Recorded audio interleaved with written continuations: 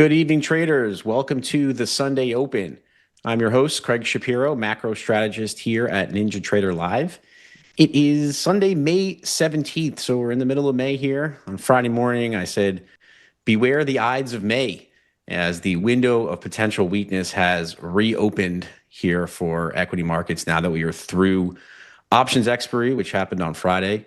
Big week coming up this week with NVIDIA earnings after the bell on Wednesday and the Fed minutes. A lot of Fed speak this week as well. So geopolitical stuff back in the foreground. Bullish. A lot to get to here. I'll give you a quick look at the futures open here. A little bit weaker to open the week.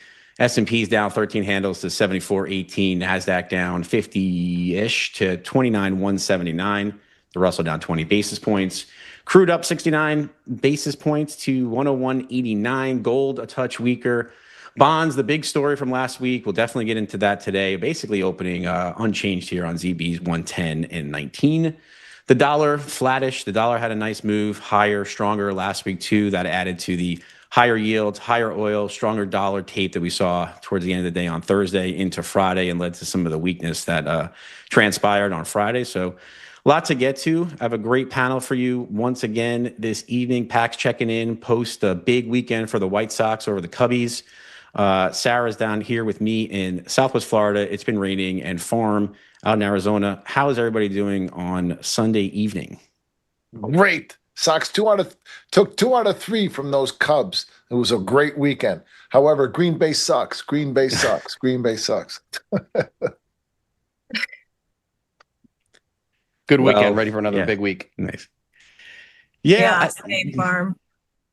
I mean, you know, look, we've been doing this live war reporting, and for the last 2.5 months here. Shai would be happy for me to say, I don't know if she'd be happy for me to say, but she would say the Strait of Hormuz is still closed, and that ultimately is something that has not been rectified here over the weekend once again. And some of the geopolitical talk is back in the foreground. The president over the weekend, some tough talk again for Iran. We'll see. Basically saying time to make a deal. They have to make a deal, otherwise we're going to unleash the wrath. Trump came back from China on Friday with some, warm words from his bromance with President Xi. Some trade deals may or may not have been announced, but it doesn't seem like too much momentum has been made with the geopolitical situation in Iran. And so to the extent that we are getting closer to missiles being launched again, the market's under a little bit of angst. I think an additional thing we need to keep in mind for this week is there was some talk from those meetings about the situation in Taiwan. And to the extent that the U.S. is going to be possibly a little bit more lax on its treatment of Taiwan and maybe open up the door for China to do something, that's going to put increased geopolitical risk premium in that region and may have implications for the tech trade. So we'll talk about that as well. But here we are on Sunday, so let's get to it. Sara, how are you thinking about the setup for equity indices as we start the post-expiry time here in May? Well, this is the closest we've gotten to closing near, towards the low of the week. So we're opening pretty much where we closed on Friday for everything, but we're very close on some of them to taking out last week's lows. And if you guys remember from last week, we said that the market cannot go down until we take out a previous week's low. It just can't. That is how price action works. We cannot reverse until we reverse. So we're just going to have to see, do we take out a previous week's low? And then if we do we stay below it? If we do, we can be short. Is this going to be a full-on crash? I have no idea. Probably not. I'm sure there's a lot of bulls on the sidelines who have been, waiting to buy like a weekly dip and haven't had one. So last week's lows are going to be very important to us this week. As always, it will be the line in the sand. So if we're below on ES, let's see, at 73.63, we'll be short biased. If we're above that, we'll be long biased, looking for an outside week, which means back up to all-time highs. NQ, that level is 28,742. just last week's lows. If you mark your lows of the week, you'll see them. RTY closed the weakest as an inside week, real close to taking out last week's lows. So RTY was showing relative weakness last week. And then same with Dow, which nobody cares. I don't know who cares about the Dow, but so we're really close, closer than we have been to taking out a previous week's lows. But as far as this open goes, they're buying it. They're opening and they're green. So right now at this very moment, they are buying. So we'll see. Yeah. I mean, I had been talking about for the last couple of weeks, just that supportive positioning that had been in the tape, expiry related, tons of positive gamma, dealers buying every dip, given positioning. And as of Friday expiry morning, a lot of that positioning moves off the board. And then at the afternoon on Friday, much of that single stock call positioning off the board as well. And so we've lost some of that support. Jem Carson refers to it as the window of potential weakness has reopened, which means other things that are happening in the world have an increased, and other things that are happening across assets has an increased probability of impacting the equity market, and the flows from traditional investors or fundamental players can overwhelm some of those supported flows. What is going on in the rest of the world? Higher yields across the board, bond market weakness all week last week. Deli had been calling it out from the plane early in the week and throughout the week, and we've been talking about it last week on the morning shows. We talked about it on Friday as well. Pax bond market weakness here. I know you focus on it. The implications as you see it for the equity. I think you had mentioned Friday, kind of historic dispersion between where the bonds were, where the equities were. How are you thinking about it to start this week? And the bonds are weaker than they're almost a point weaker than where we were on Friday morning when we were talking about it. And the slide continues. Not only that, but we've got gold gapping down. We've got spot crude up at around $106, almost $107. A July crude, front month crude, the tradable front month is up around 102. It was I think. Hold on. Where did that go? Yeah, 102 and a quarter. It was at 95 last week. None of this is bullish. But does that change the capital flows from the AI stuff into this? What do I know? I've said this. You and I talked about. I keep going back to that conversation we had in Naples in October. This market has been trading like it's 1998, 1999 all over again. And I've said it a million times. Now, what part of 1999 is this? The NASDAQ was at 1,500 1,100 when I started trading. We went to 2,200. Is this at 2,200? And then the NASDAQ went to 3,000. Is it 3,000 or is it 4,000 or is it 4,882? I don't know for anywhere near a high in the S&P and the NASDAQ. I have no clue, but I'm not going to stand in the way of these rallies. The weekly reopen, by the way, is bullish. This is a bullish reopen. I came in short. I covered my shorts. The low of the day is made in basically the opening range, and we bounce from it right away. That's bullish until we take out 08 to 10. Nope. I'm wanting to trade this from the long side, and I hardly ever say that. Now, with that said, the broader sense, I don't want to own anything. I am very comfortable missing whatever upside is in this market, except from a trading standpoint, because I'm afraid of how this ends. Yeah. So I wonder. I know we talk about it. Seems like every week, but like looking for a top, but trading from the long side. Do you feel like are we being too short-sighted in that mindset? Should we just just kind of? And I think many people have been, right? I mean, the answer is yes. I know I'm short-sighted in it. Yeah. Yeah, I admit it. I'm okay with it because I know that this we were talking about it a little bit before. In a broader sense, or not in a macro sense, in the broader sense, in the big scheme of things, this doesn't end well unless they open up the strait next week and crude comes back to normal. This isn't going to end well, and bonds turn around and rally 4 points, 5 points off the lows. But that doesn't mean that the S&P can't trade up to 8,000. And if it does, I'll make money from the long side. I'll be quite happy from it. But from a retirement account standpoint or investment account standpoint, I am perfectly content missing it. I sleep well at night. My AFib isn't going to kick into high gear. Sara, you mentioned just kind of the Russell underperformance from my perspective. I mean, it makes more sense to me to see the Russell underperforming versus the NASDAQ here, just given the strength in the AI CapEx story, but also higher yields, right? Higher yields are more difficult for smaller companies to deal with. When we've been talking about just this bifurcated economy between companies, anything related to AI, kind of impervious to what's been going on in rates. The rest of the economy struggling with the higher rates move. Similarly, on the consumer side, low-end consumer really struggling with higher rates, higher oil, higher inflation. Wealthy people, not as much, benefiting from supportive wealth and asset prices. And so we continue to see this bifurcated economy here, and it kind of continues to evince itself in the equity tape, with the NASDAQ continuing to plow higher, closer to the highs, Russell underperforming. So that kind of drives a little bit here. Pharm, curious how you're thinking about the setup to start this week, the levels you're looking at, and whether or not there was anything from last Friday's move that would get you to believe that we've started something here on the downside. Yeah, I mean, I don't want to read too much into one day on a Friday. I've sufficiently numbed myself to just play this as the video game that it has been. But things got a little frothy on Thursday. It was the first time in quite a while that I bought some puts just as a hedge, not a directional bet necessarily, but felt like it was time to re-up hedges for the remaining long account.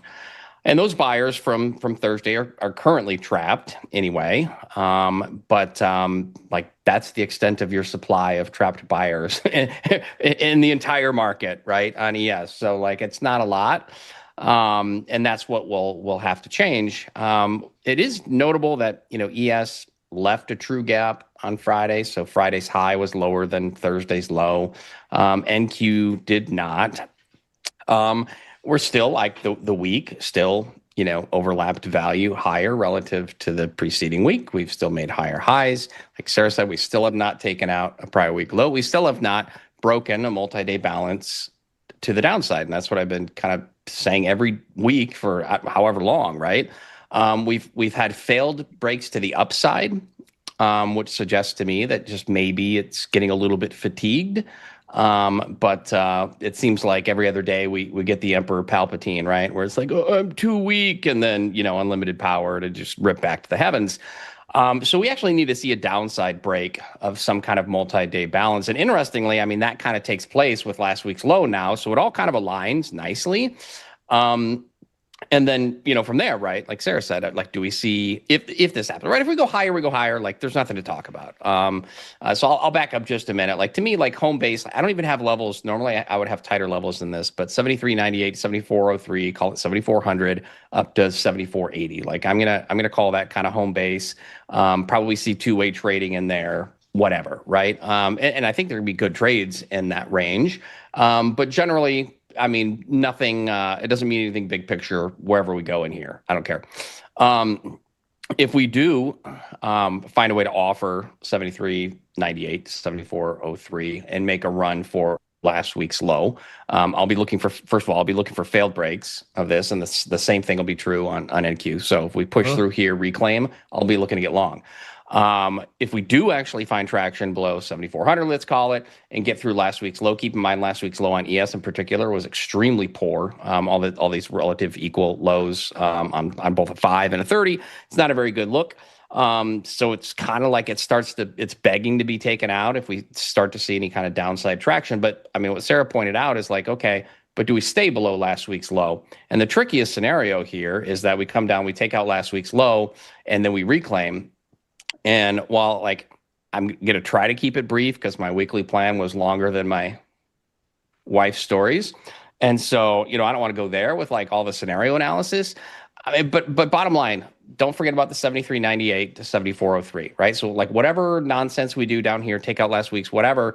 If we do come back in above this 7,400 spot, that's when the risks of, like Sara said, you have the risk of coming all the way back up with a bullish engulfing week. that's when those risks increase. If I feel like if it happens early in the week, then like maybe sellers could defend some kind of a lower high here and push it back below. A second break of last week's low would be a hell of a lot more damning than a first quick sweep. But sellers really have to break this to the downside and find some serious continuation. And then guess what? Congratulations. I'm going to switch back to RTH only. Remember, last weekend's plan, we talked about this bullish RTH gap. So like maybe we come down here, like if we even make it to the bullish RTH gap, right? We take out last week's low, we get through this 73.46 to 50, and we peek into this RTH bull gap, and then they just buy them. Then it's like, okay, well, I mean, no harm, no foul. We will have at least a 3-week balance prospectively forming this week if we trade below last week's low and don't bullish engulf. And so if you go back again a few weeks, the next step for anything to change contextually on intermediate timeframes would be for a multi-week balance to break to the downside. So like we're nowhere near that, right? So like maybe sellers have a shot to change short timeframes here, right? By actually having a downtrend on a 30-minute chart. Maybe this is the start of one. But if obviously we just gap up by cash, we're like, okay, well, I guess never mind, right? So we'd have to see lower lows, lower highs on this 30-minute chart. And that's just your short time frames, right? The back test of the prior all-time high is down in the basement. It's a long ways away. So any kind of a 3-week balance, even if we come all the way down to this trailing week low, down at 71.99, it's still just a 3-week balance.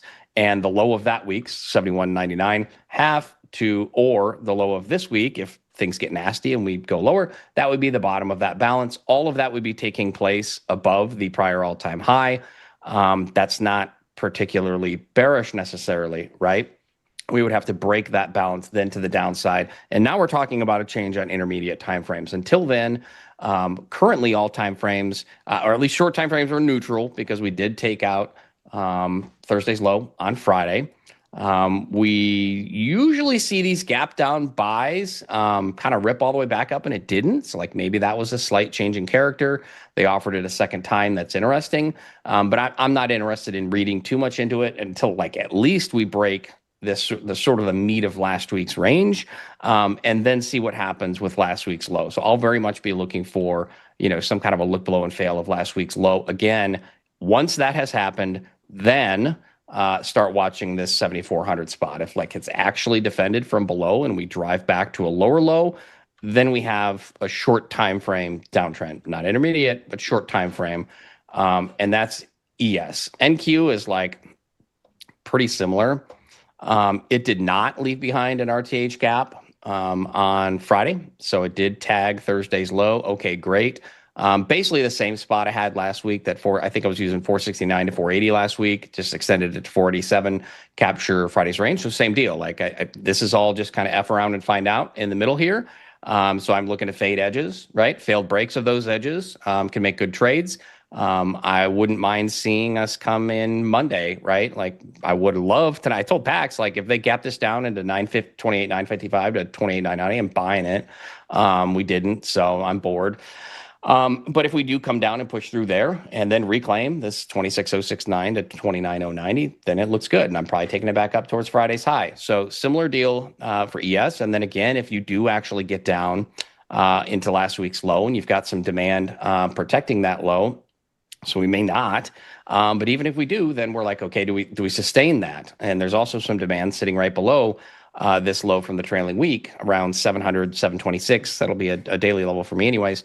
And so if we then reclaim the 29,069 to 29,090 would be reclaim, that really puts you at risk of a bullish engulfing week. So if you're looking to be short and you're like holding and watching it come back at you, that's when you're kind of like shitting yourself a little bit. Back above there, you're going to have to see traction below last week's low. And then I would target this 28,500 to 28,520 roughly. And like, again, if things get crazy and they get hairy, and we come all the way back down to the trailing week's low, which like seems unlikely, but you never know. It's still just a 3-week balance. Intermediate timeframes would be neutral. And then next week, we would probably make a bigger decision. So bear market doesn't start this week, like no matter what happens, even if we liquidated, 2,000 handles on NQ, something like that would get bought. it would. Like, it's much more bearish to see like some kind of a grinding sell, form a 3-week balance, and then break that to the downside. Now we're talking about like a meaningful pullback. You know, I'm kind of with you guys. Like, I don't think this is going to end well at all. I think the bonds look like shit. But I really have doubled down on playing this thing as a video game and just trying to score points. So if I got to be long to make money, I'm going to be long to make money.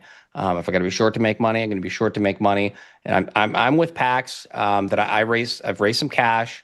I did add some hedges for long accounts. I'm okay with missing upside. I don't care. I can pick off a few, individual names and run them 20%, 30%, whatever, like, and just get out and feel happy. And I don't need to make the big money. I'm too old for that kind of shit. So, but if you've made great money on the way up, protect some of that. And more power to you.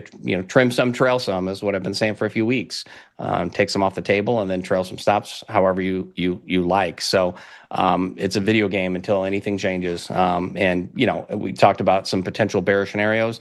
We're probably just laughing about all of that if NQ flips 469 to 487 to bid, and then the same thing over there on that ES chart, 82 to 85. I could have used something.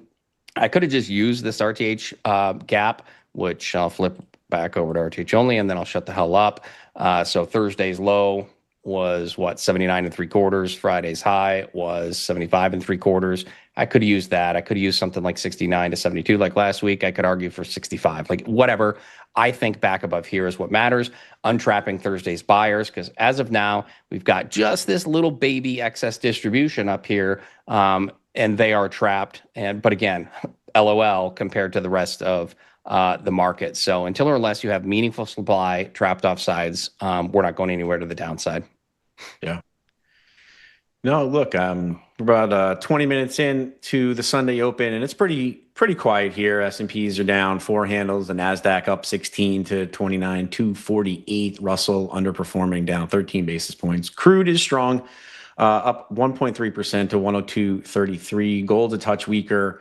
The bonds are weaker. ZB's 110 and 17. The dollar mixed, flat for the most part here. So look, if you're new to the Sunday Open, what we like to do is we like to go around the horn, touch on different asset classes. If you have any questions, definitely hit us in the chat, like and subscribe to our channel here to keep the momentum going. What I wanted to do now is just kind of flip to this table that I have up and kind of goes under the hood here and gives an understanding of what the equity markets have been saying. And it's, largely what we've been talking about here, which is the rate sensitive stuff has been hit.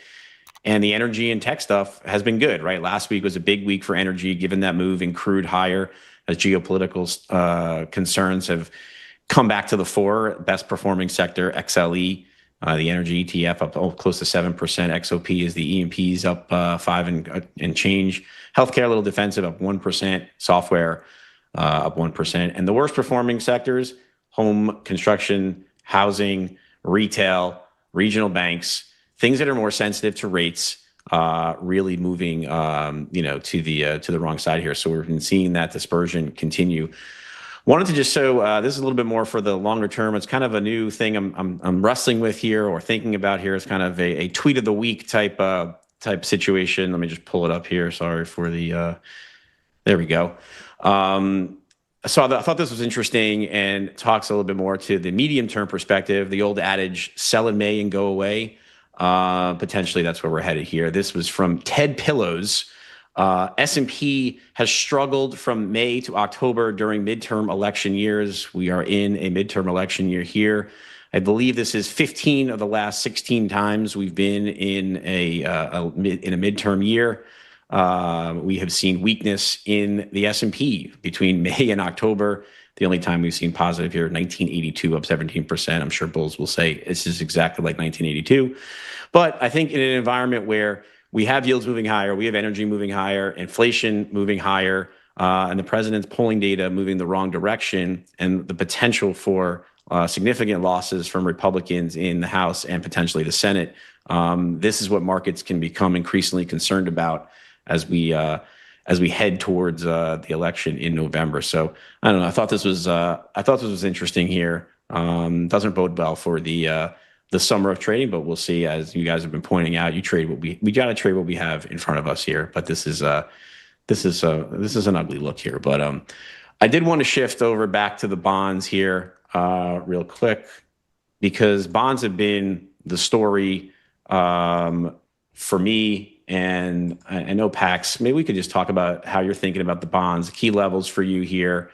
Equities kind of held up reasonably well until Friday, as bonds were doing, this move from the 114 handle down to below 111 into the mid 110s. How are you thinking about the bonds here, the setup for the week, and what are the key targets for you? Bonds are in trouble. So I just had a funny exchange with W. Massey. We were kind of chatting in the chat about where to put money. And I said, T-bills and bonds, man. I mean, really, he said he'd rather loan my ex-wife's money before locking it up with the U.S. government for more than a year. And I'm with him. And that cracks me up. The bonds are in trouble. I know. I've been saying this for all year. I'm very bearish bonds. I have not wavered from that.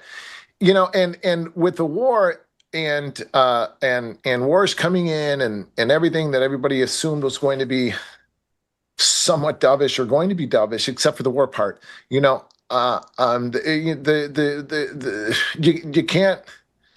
can't fight the free market, and the bonds are just, the rates are going higher, the bonds are going lower, and underneath, if the bonds don't stop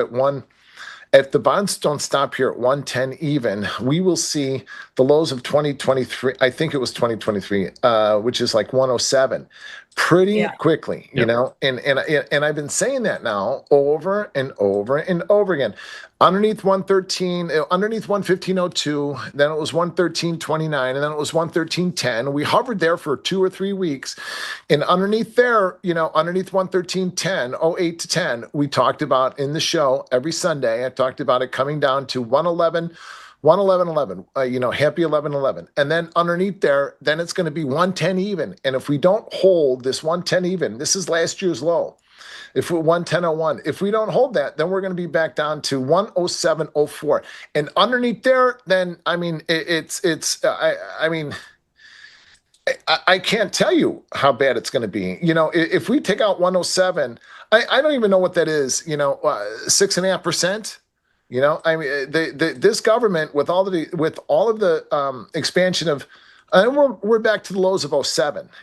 Underneath there, we're back to the lows of 07, which is in the 104 handle. I can't even. The market, since QE and all that stimulus, is not geared. It is not geared for rates to be above 5%. So the longer that we stay above 5%, the longer we stay, approach 6% and stay above that, the tougher it's going to be.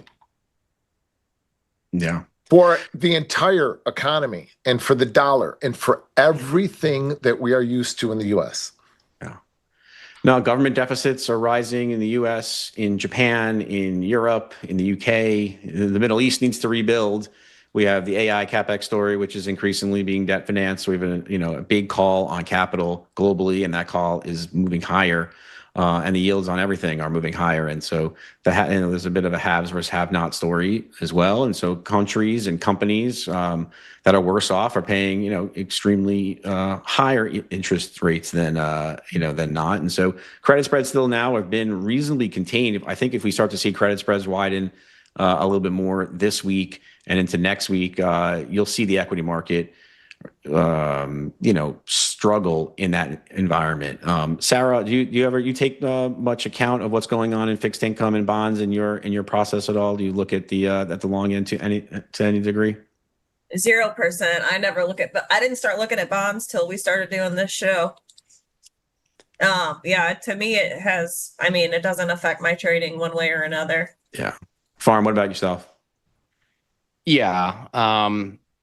Again, as I've said a few times, when bonds are just kind of an F around, find out, it doesn't really mean a whole lot to equities. But large technical moves matter a lot. For me, like Pac said, 110 is basically the spot, right? Last year's low.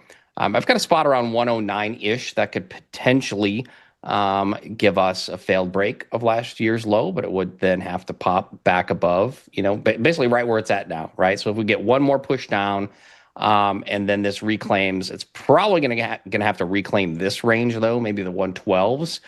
Let's just call it Friday's candle. Take out Friday's candle. So if we get a push down here and reclaim Friday's candle, it could rally. But yeah, if it breaks this range to the downside, it's not good. The yield, my extension for the 30-year yield, I just did it real quick in 30 seconds with Craig before this. 6.4.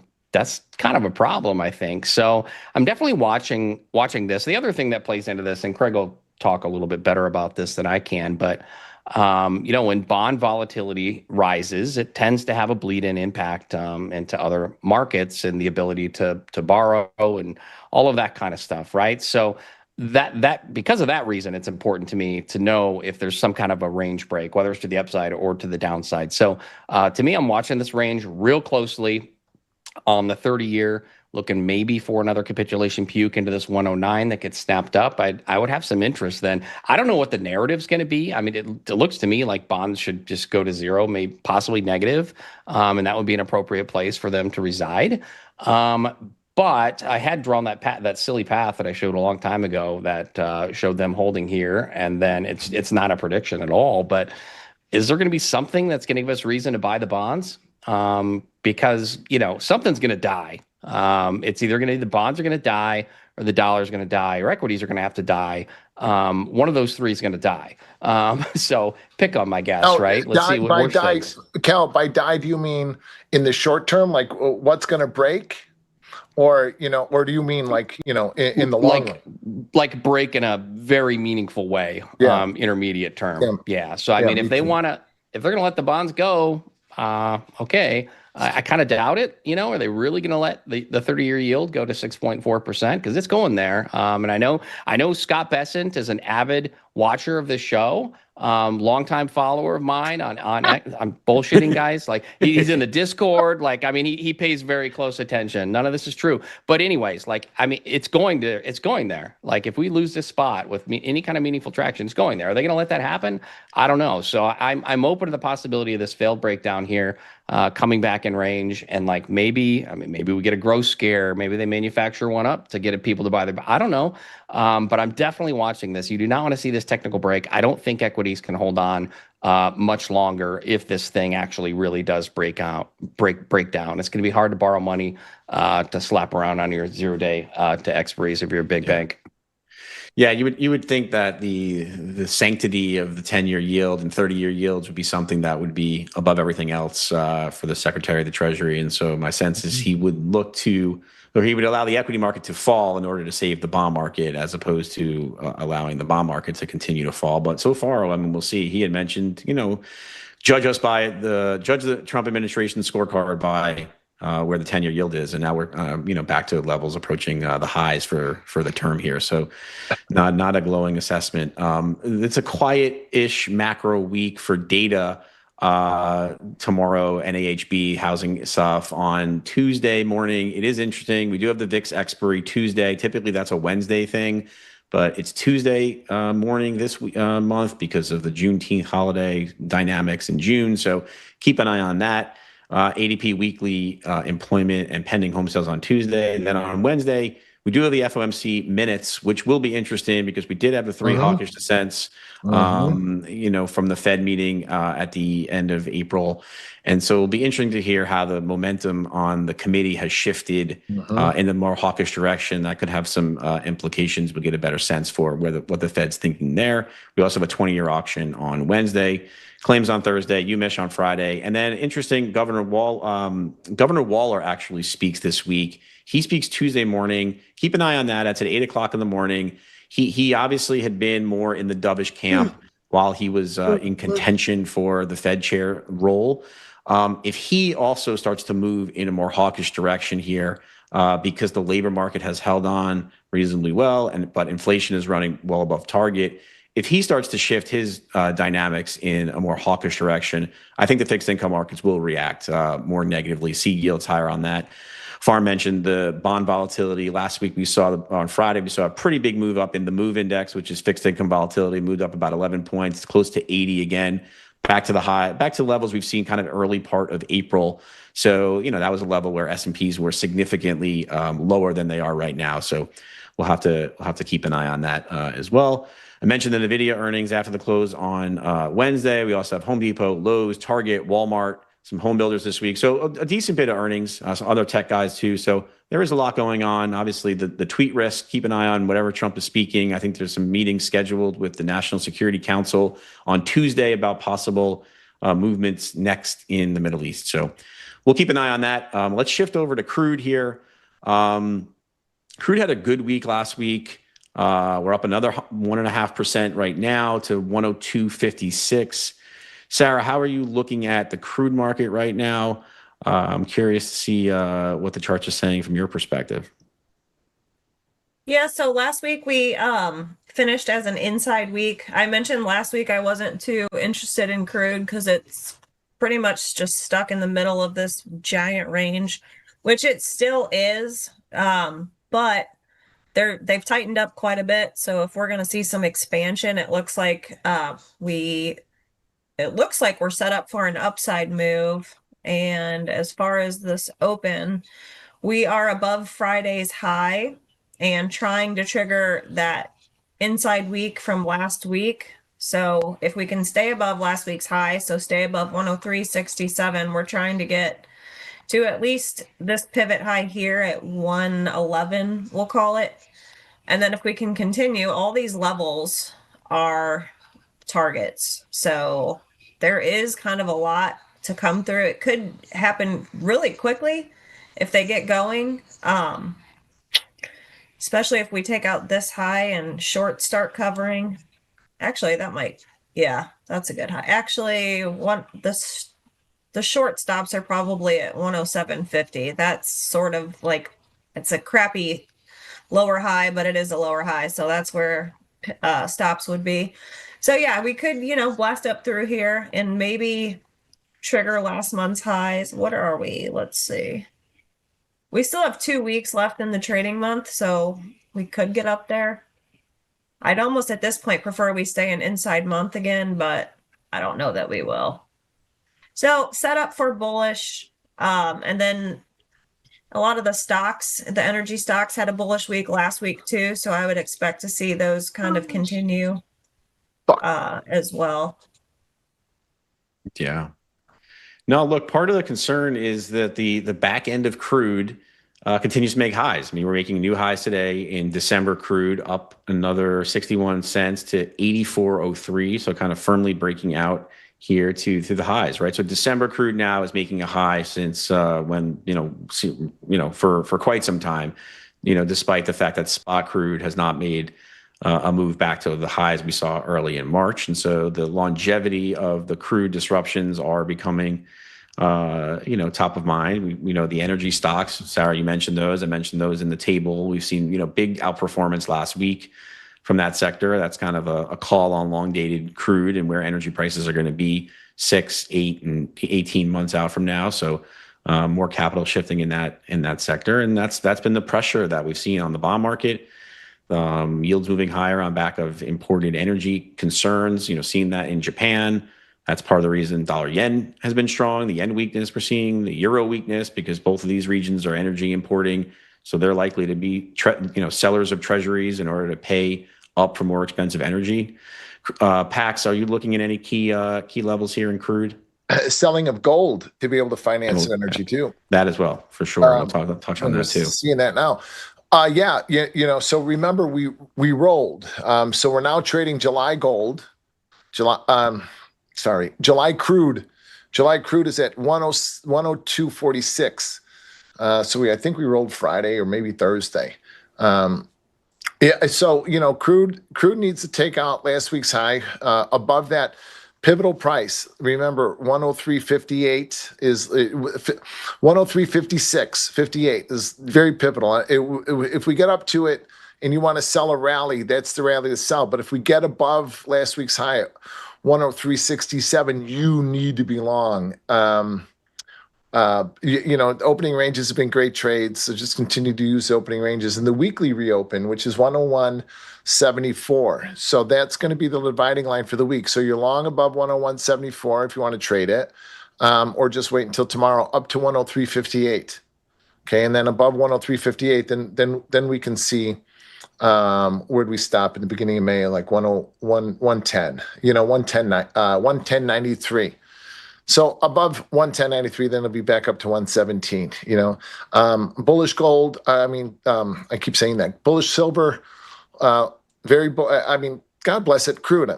Bullish crude. And unless they open the straight tomorrow, we have no choice but to be bullish crude.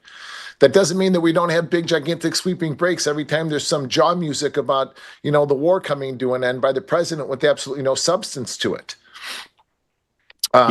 Yeah, that's what makes it difficult, right? It's just that you just sit out there and the tweet risk is large at any point in time, and his ability to maneuver asset prices in the direction that he wants to with his words or with his tweets makes it difficult to hold on to positions, overnight or really at any point in time. And I think that people are, many are wrestling and struggling with that dynamic. But if you're just patient, December crude making highs, right? Because this, and Tracy's been talking about this ad nauseum for 77 days. The implications here are broad, and they're not going to be fixed very, very easily. And that will continue to drag on the bonds, on ZB and ZN. That's going to continue to drag. It might not drag on equities, but I have no idea how. Equities just keep rallying, as I said earlier, but it's going to continue to drag on the fundamentals of the market. Yeah, and then we, how long until we start to see these show up in the CPI or the inflation numbers? Craig, when do you figure? Yeah, look, we had some pretty adverse inflation numbers last week. We had the PPI, up at 6%. And I think I saw that Gunlack was saying he expects next month CPI to have a 4%, 4 handle in front of it. So we're here. We're in the thick of it now. It creates an environment that makes it incredibly difficult for the Fed to do any easing. With inflation running hot and likely to even Scott Bessent mentioned the next 1 to 2 reports are likely to come in, very hot too. So for the government and administration to be talking about hot inflation prints here and acknowledging that they're going to continue to come in warm, I think that's a notable sign, particularly given their desire to want to look to cut rates at some point. So certainly also gives gives Warsh a little bit of cover to not come in day one and try to push an easing regime. It's clearly not something that's going to behoove him when the committee is moving in the other direction, who have no credibility with them. So we'll see. It'll be interesting to see how he handles his first meeting next month. But Pharm, any key levels in crude for you that you're watching here? Yeah, I didn't change them from last week, and I don't see much of a reason to do so. I just added last week's low. I think it's notable that it held off the primary distribution from the preceding week. Those sellers remain a bit trapped, don't they? But it went nowhere, right? It was an inside week, and I agree with the guys. I might have lifted this up a little bit higher if I was adjusting this, but 102.69 works. 103.69 works. I don't know what was with last week's high. I don't know why they left it there at 67. I think that's nonsense. It should have been 69 clearly. But above there, it does look to me like we've got a clean break to 106.69 roughly, and then you're looking at the trailing week high. I do think in order to find any weakness, you are going to have to offer last week's low. Should be a pretty clean rotation across this distribution from the trailing week. Whether it gets back down to 93 or not, probably, if that is the case, but at least down here closer to 94, maybe 93.69 or so. So it's going nowhere until it breaks last week's range for sure. You can have some decent trades in there in the middle, but it really is the middle. So I agree generally with analysis. Sustain above last week's high. Inside week break to the upside. You're looking at the trailing week's high generally, but I'd be looking at 106 to 106.69 to peel some off and then see if it can break and see if it can sustain a break. Back to the downside, if we're offering 97.69 and we finally have a week of buyers trapped off sides to neutralize some of the trapped sellers trapped off sides for the trailing week, then maybe we get a rotation down to, towards 93s like I mentioned. And I did want to address, I want to apologize for being so fast. The chat mentioned, my wife texted me. She's like, they have no idea. So I do apologize for that. I'll try to slow it down next time. I get excited talking about price. So that's all I've got on crude. Inside week break. Like, don't do anything else. Yeah, I'd also like to acknowledge the strength of the chat too. Last week, I forget who it was, mentioned a potential new nickname for Fed Chair Warsh as Wishy Washy, which will be what Trump calls him when he decides not to cut rates at his first meeting. But I'd also like to point out, I think I'm looking here who mentioned this, but noticing that my goatee and Pharm's goatee should be referred to as mouth mullets. I honestly have never heard that before. I've never heard that either. And that is interesting. It does give me pause about not shaving over the weekend. I will start to shave more regularly on Saturdays and Sunday mornings as opposed to just Monday mornings when I typically do. And so my facial hair is less on the Monday show than it is on the Sunday show. But I duly noted, and we'll make sure that is taken care of the next time we are on for the Sunday Open. But let's shift gears again here to gold. Last week, all four of us were bullish on the barbarous relic, and we were looking good until about Thursday night into Friday morning, and then the floor came out underneath it with the resumption of issues in the Middle East again, and gold had a nasty day. Silver had a nasty day on Friday.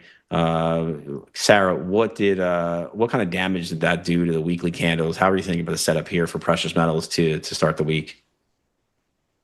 Yeah, that kind of caught me off guard, but I mean, it's all in the charts. The broadening formation got us, and it expanded to the downside is what ended up happening. We were long in the beginning of the week till we triggered our weekly target up there at 47.75, and then that was pretty much the high of the week. And then the broadening formation kind of just fell out the bottom. So now we're back to trying to re-trigger the inside month and down. So let's see, what does the weekly candle look like? I think it's a 3. No. Weekly candle does not look good for longs. It looks like, we're closer to breaking last week's lows and continuing down. If we re-break that pink line again, that's the inside month and down. And if you remember from the beginning, you probably don't, but if you remember from the beginning of the month, that is also a line in the sand. So if you're below the pink line, you can be short using the monthly time frames. So it looks like we're closer to trying to break it down. And then if that's the case, you could expect to see 44.44 and then possibly lower.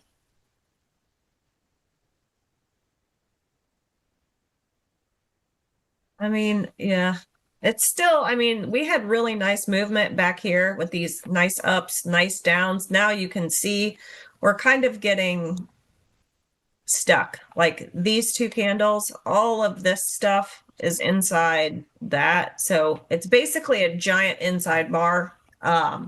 So it's just the trading has not been nice. And we've talked about this, being a possibility with the huge volatility that we had earlier this year. Like it's kind of expected that gold and silver slowed down. We did have a good, it did provide good volatility last week with the 3 days up and then 2 days down, as long as you're willing to play both sides and not get married to your position.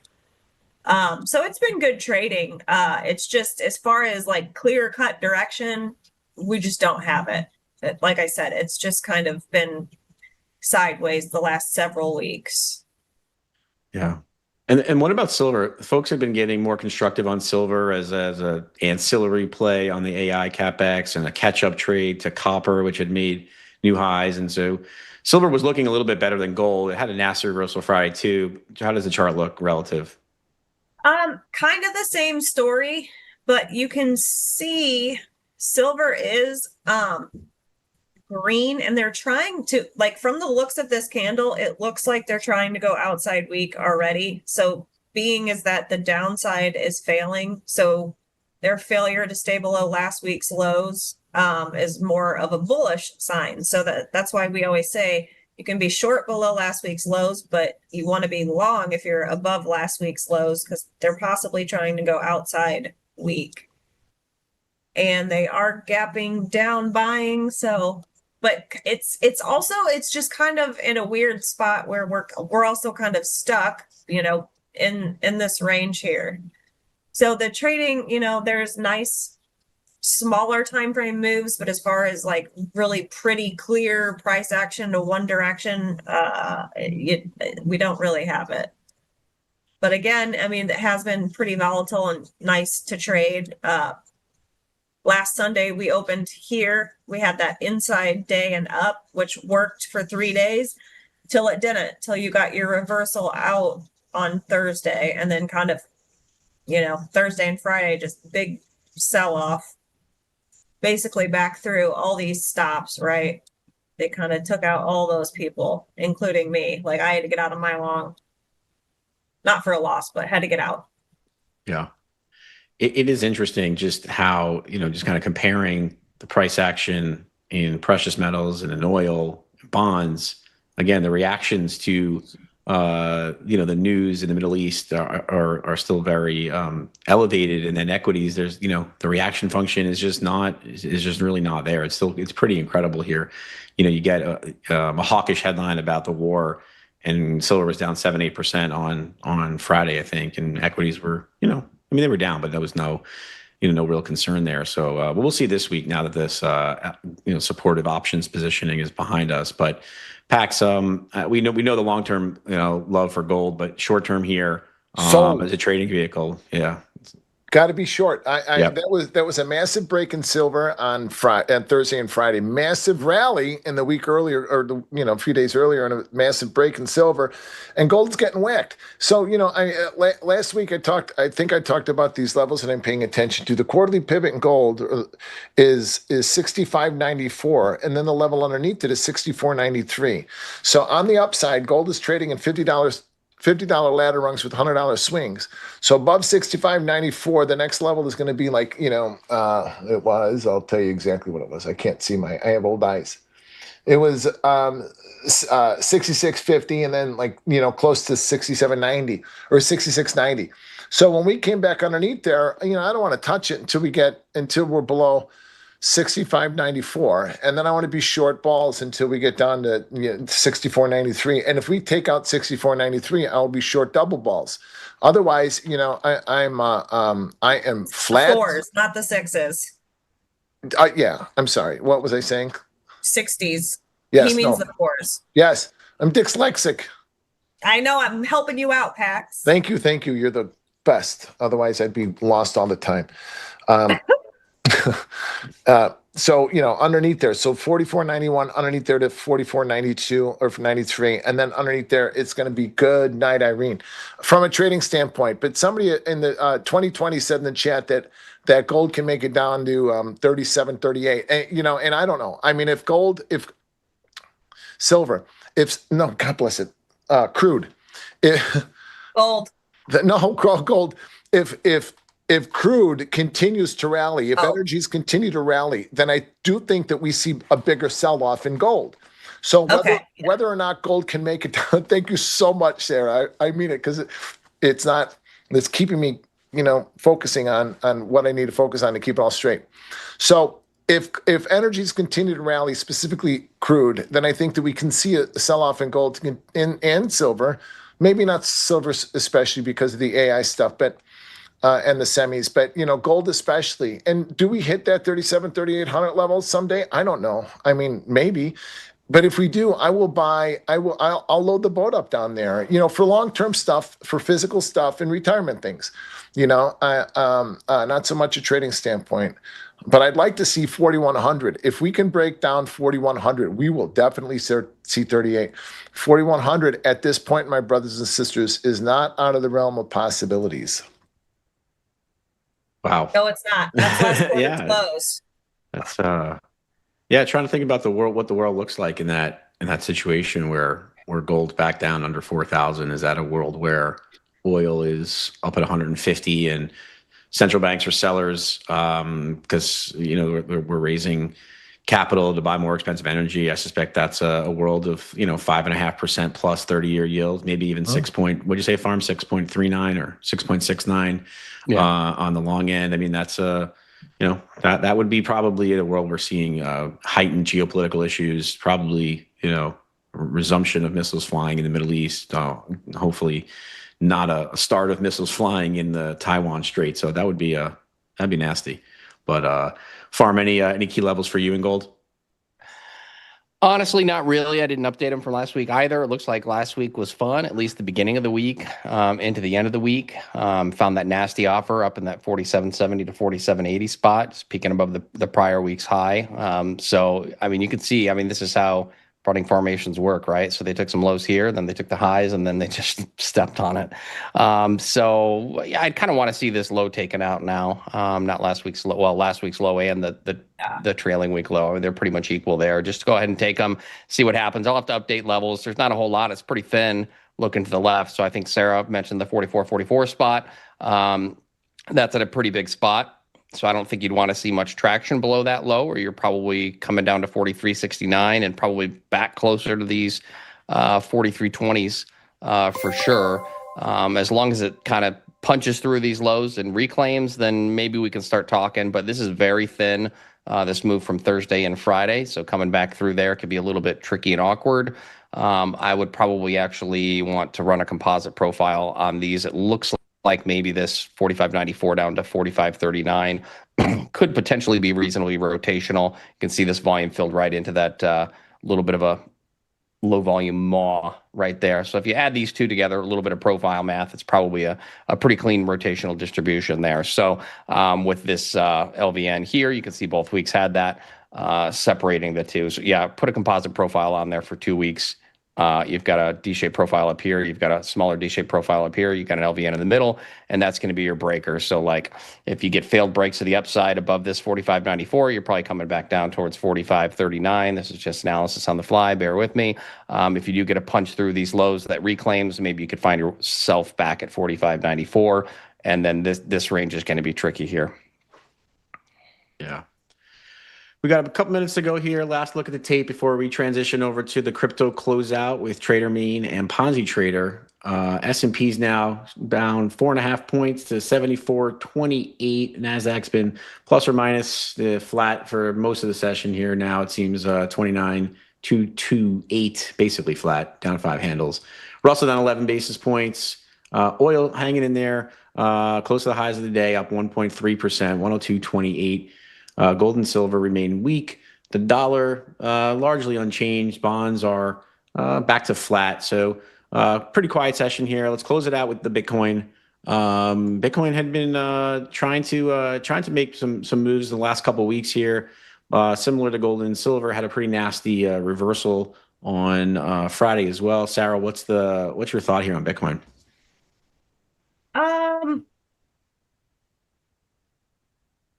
Yeah, we did have some corrective activity last week. We took out last week's lows. Bitcoin is just I just don't like where it is currently. This is the first weekly low that we've broken in like 6 weeks, so that is something to note. But we're about to get a new weekly candle here in an hour.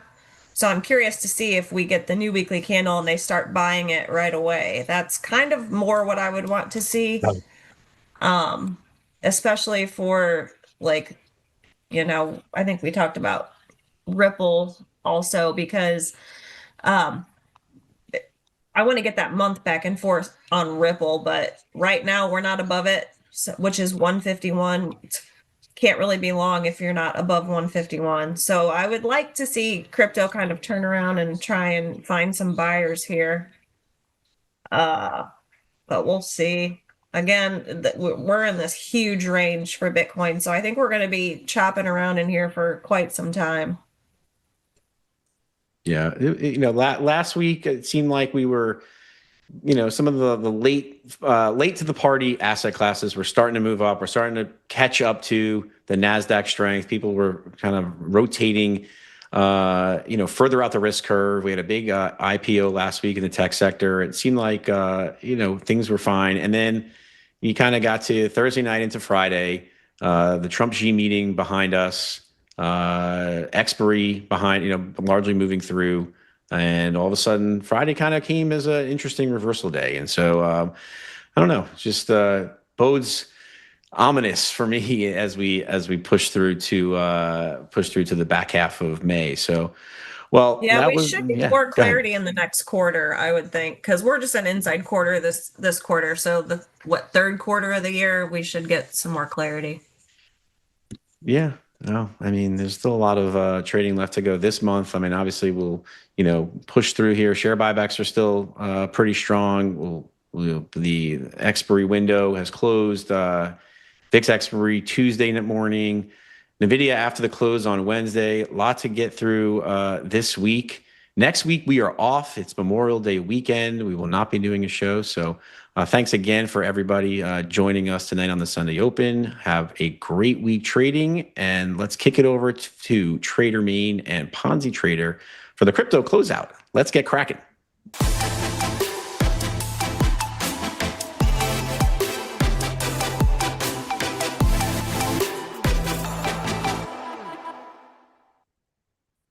He's back. Hello. Welcome back. Dang, I totally misjudged your outfit today. I thought you'd be wearing this cool Gulfstream hat that you also have. Oh, nice swag you got there, buddy. I didn't even notice that. Right? It's like I have a plane or something. Soon, right? You're just manifesting. Very soon. What's up, everybody? Welcome to another episode of the Crypto Closeout. I'm Trader Mayne, my co-host here, Ponzi Trader. We got a good episode for you today. We got one of our good friends coming on in a little bit, RookieXBT. But first, we're going to go over some of the charts here. Bit of a stuff kind of happening, a bit of a throwback on Bitcoin here. The hosts of our previous show were mentioning, I think a lot of us, or at least a lot of, people thought Bitcoin looked like it was ready to finally catch up to this monstrous move that we've had in equities. And now it's a little bit kind of precarious here, retesting the range high. So would love to hear kind of your thoughts here, Ponzi. I'll give you mine real quick, but I've got kind of two key levels in the sand. First of all, on like the highest time frame, this range I have drawn on here is last year's high and low. So this is the low of 2025. This is the high of 2025. So the low is around 74,450. Looking at the monthly chart here, I think you can make a pretty solid argument that as long as we're back within the range here, this is kind of your deviation, and this can be your bias. Hey, if we're bullish, if the low is in on Bitcoin, I don't think we should get back below this low, and we should probably maintain, if anything, last year's low around 74,450. That's a pretty high time frame zone, high time frame level. If you zoom in a little bit, we've got a nice kind of weekly demand that's formed there as well. The issue is this is a high time frame zone. I mean, 74K is still $3,000-$4,000 below us, and in theory, we could come down 10%, and still put in a higher low relative to here before trading higher. So that's kind of my high time frame bias level. Once you get on the lower time frames, I kind of want to see us hold really right around where we are. I don't think we should trade much below 78K for a significant period of time. I think we kind of want to hold right in this general area. And what you want to see here is this just be a kind of retest, of the range highs here, and then continuation. I really don't love a breakout and immediate retest. I much would rather see some time and space in between. But for now, it's support until proven otherwise. So that's kind of what I'm watching going into the week here. I like it. I am kind of in the camp that we are close to a low if we've not already put one in for the week specifically. If you take a look at my chart, I was anticipating this low getting ran. Where was it? Something like right through here. And I just for some reason cleared all of my drawings, and now I got to try to find it. But I think it was something like this along the lines. And I wanted to see, I longed a sweep of this low the first time, and then it started to sweat a little bit at that 77.7 region. but it was quickly reverted. And now I don't like that we're testing it again. But ultimately, I would not be surprised to see another push higher into this 80,000 region, where I'll anticipate trying to short the top of the range again.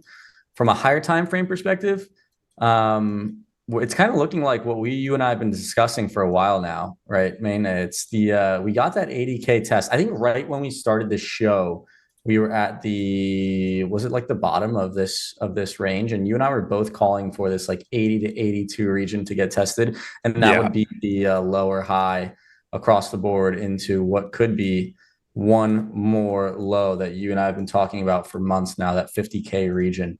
I don't want to be a predictor of prices and like try to say this is, you know, the next low is the bottom in the 50K region, but it sure would be poetic if it finally came, and that would be that third drive lower.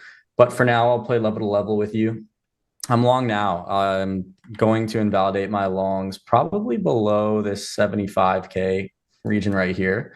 And I would like to short right around 84.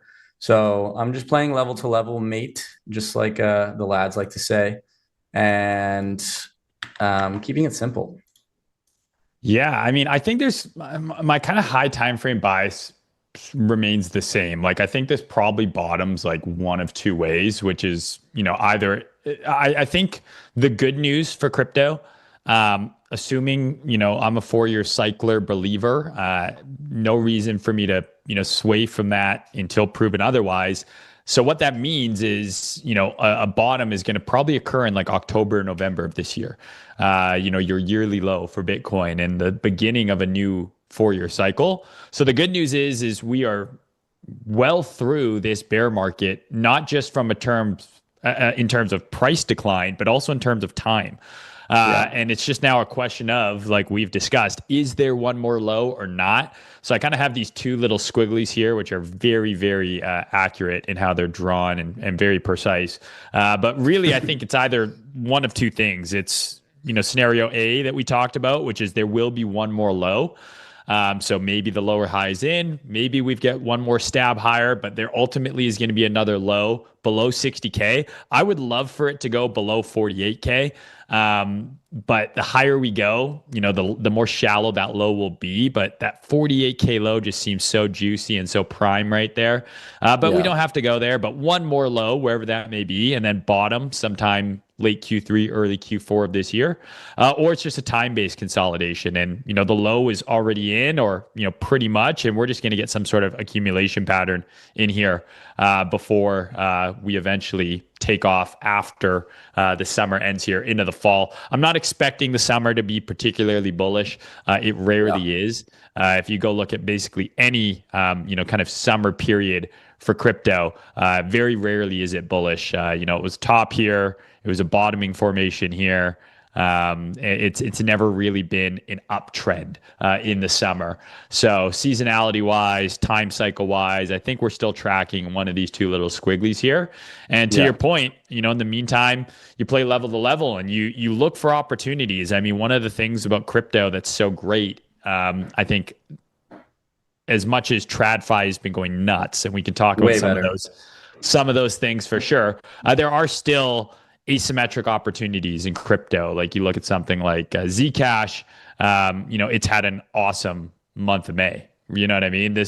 I'm long Zcash, so I'm excited about that. 100% move in the month of May. So in 2 weeks, this thing's at one point been up over 100%. I know Hype had their announcement where they're becoming, I believe, the treasury. That might be the right way to describe it for USDC, for Coinbase. Coinbase, excuse me, became the USDC treasury for Hype. And so that market got a little bit of juice there. I actually drew this out on stream.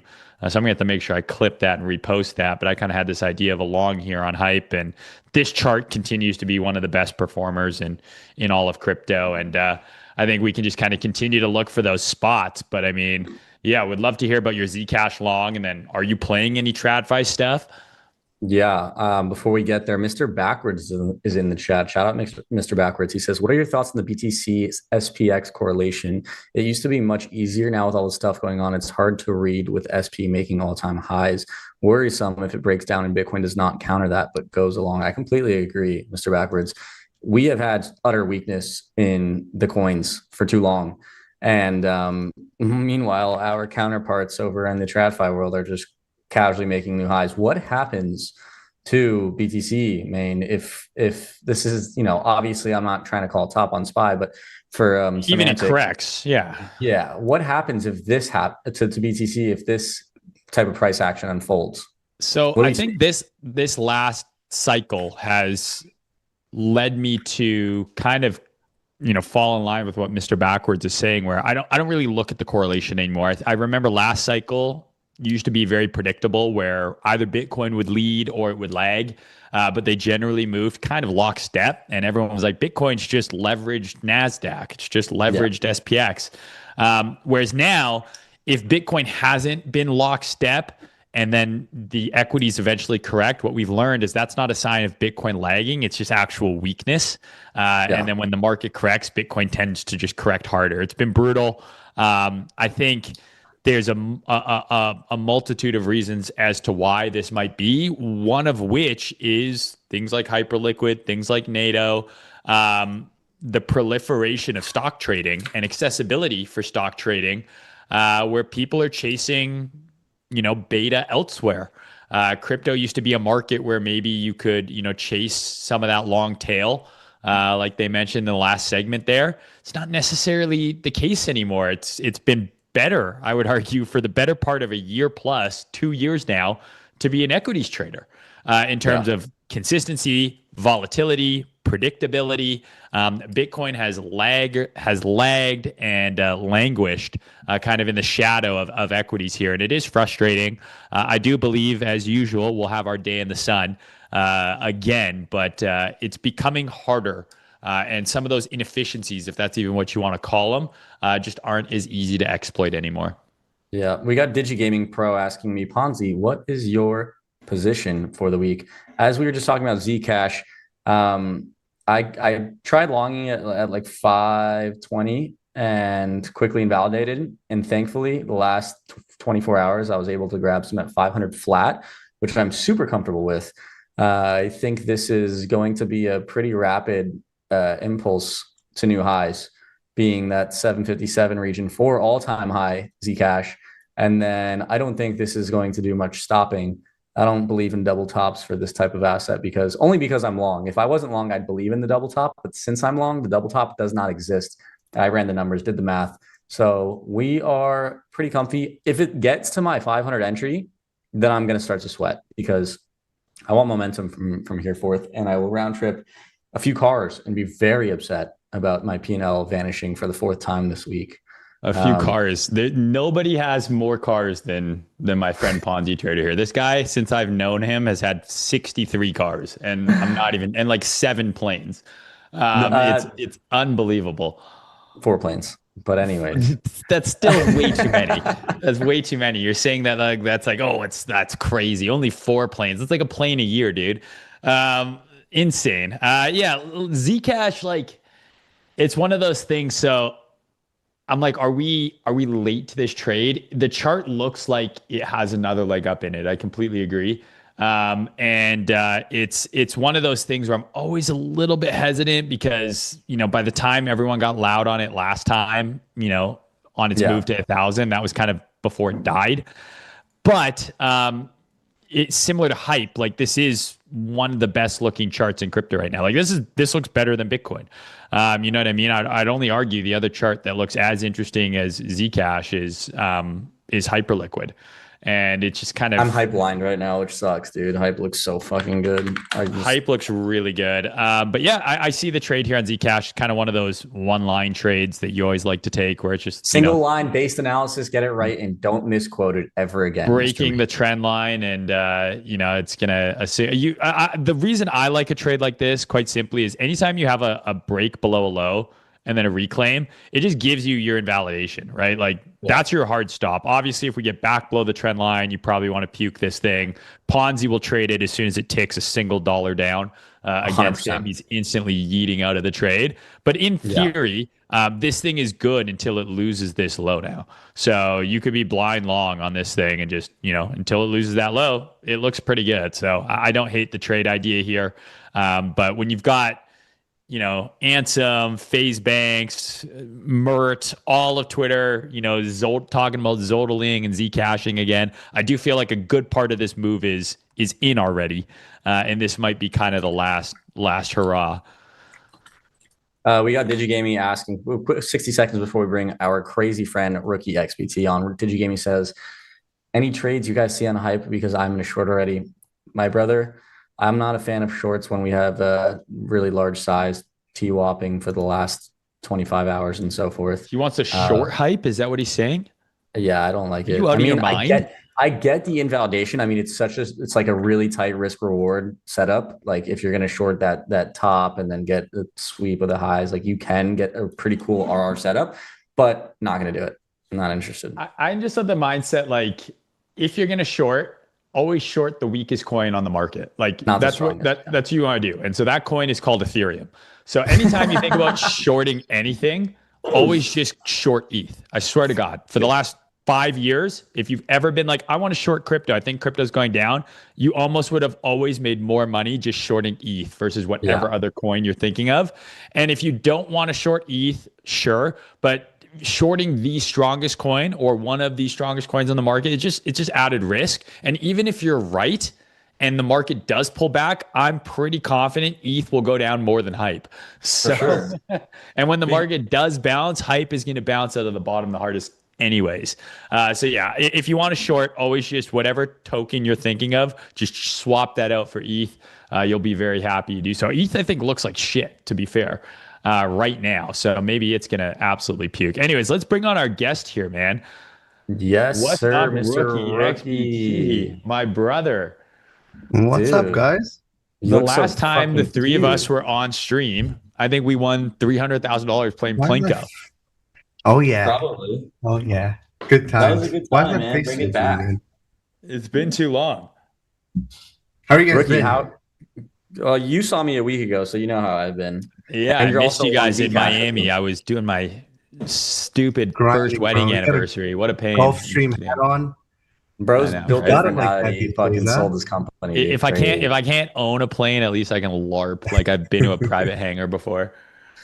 RookieXBT, what are your current thoughts on let's start with the macro perspective of the market. Like obviously we are both Stockholm syndrome crypto traders. What are you feeling currently in terms of optimism or pessimism with the macro BTC, ETH, SOL majors?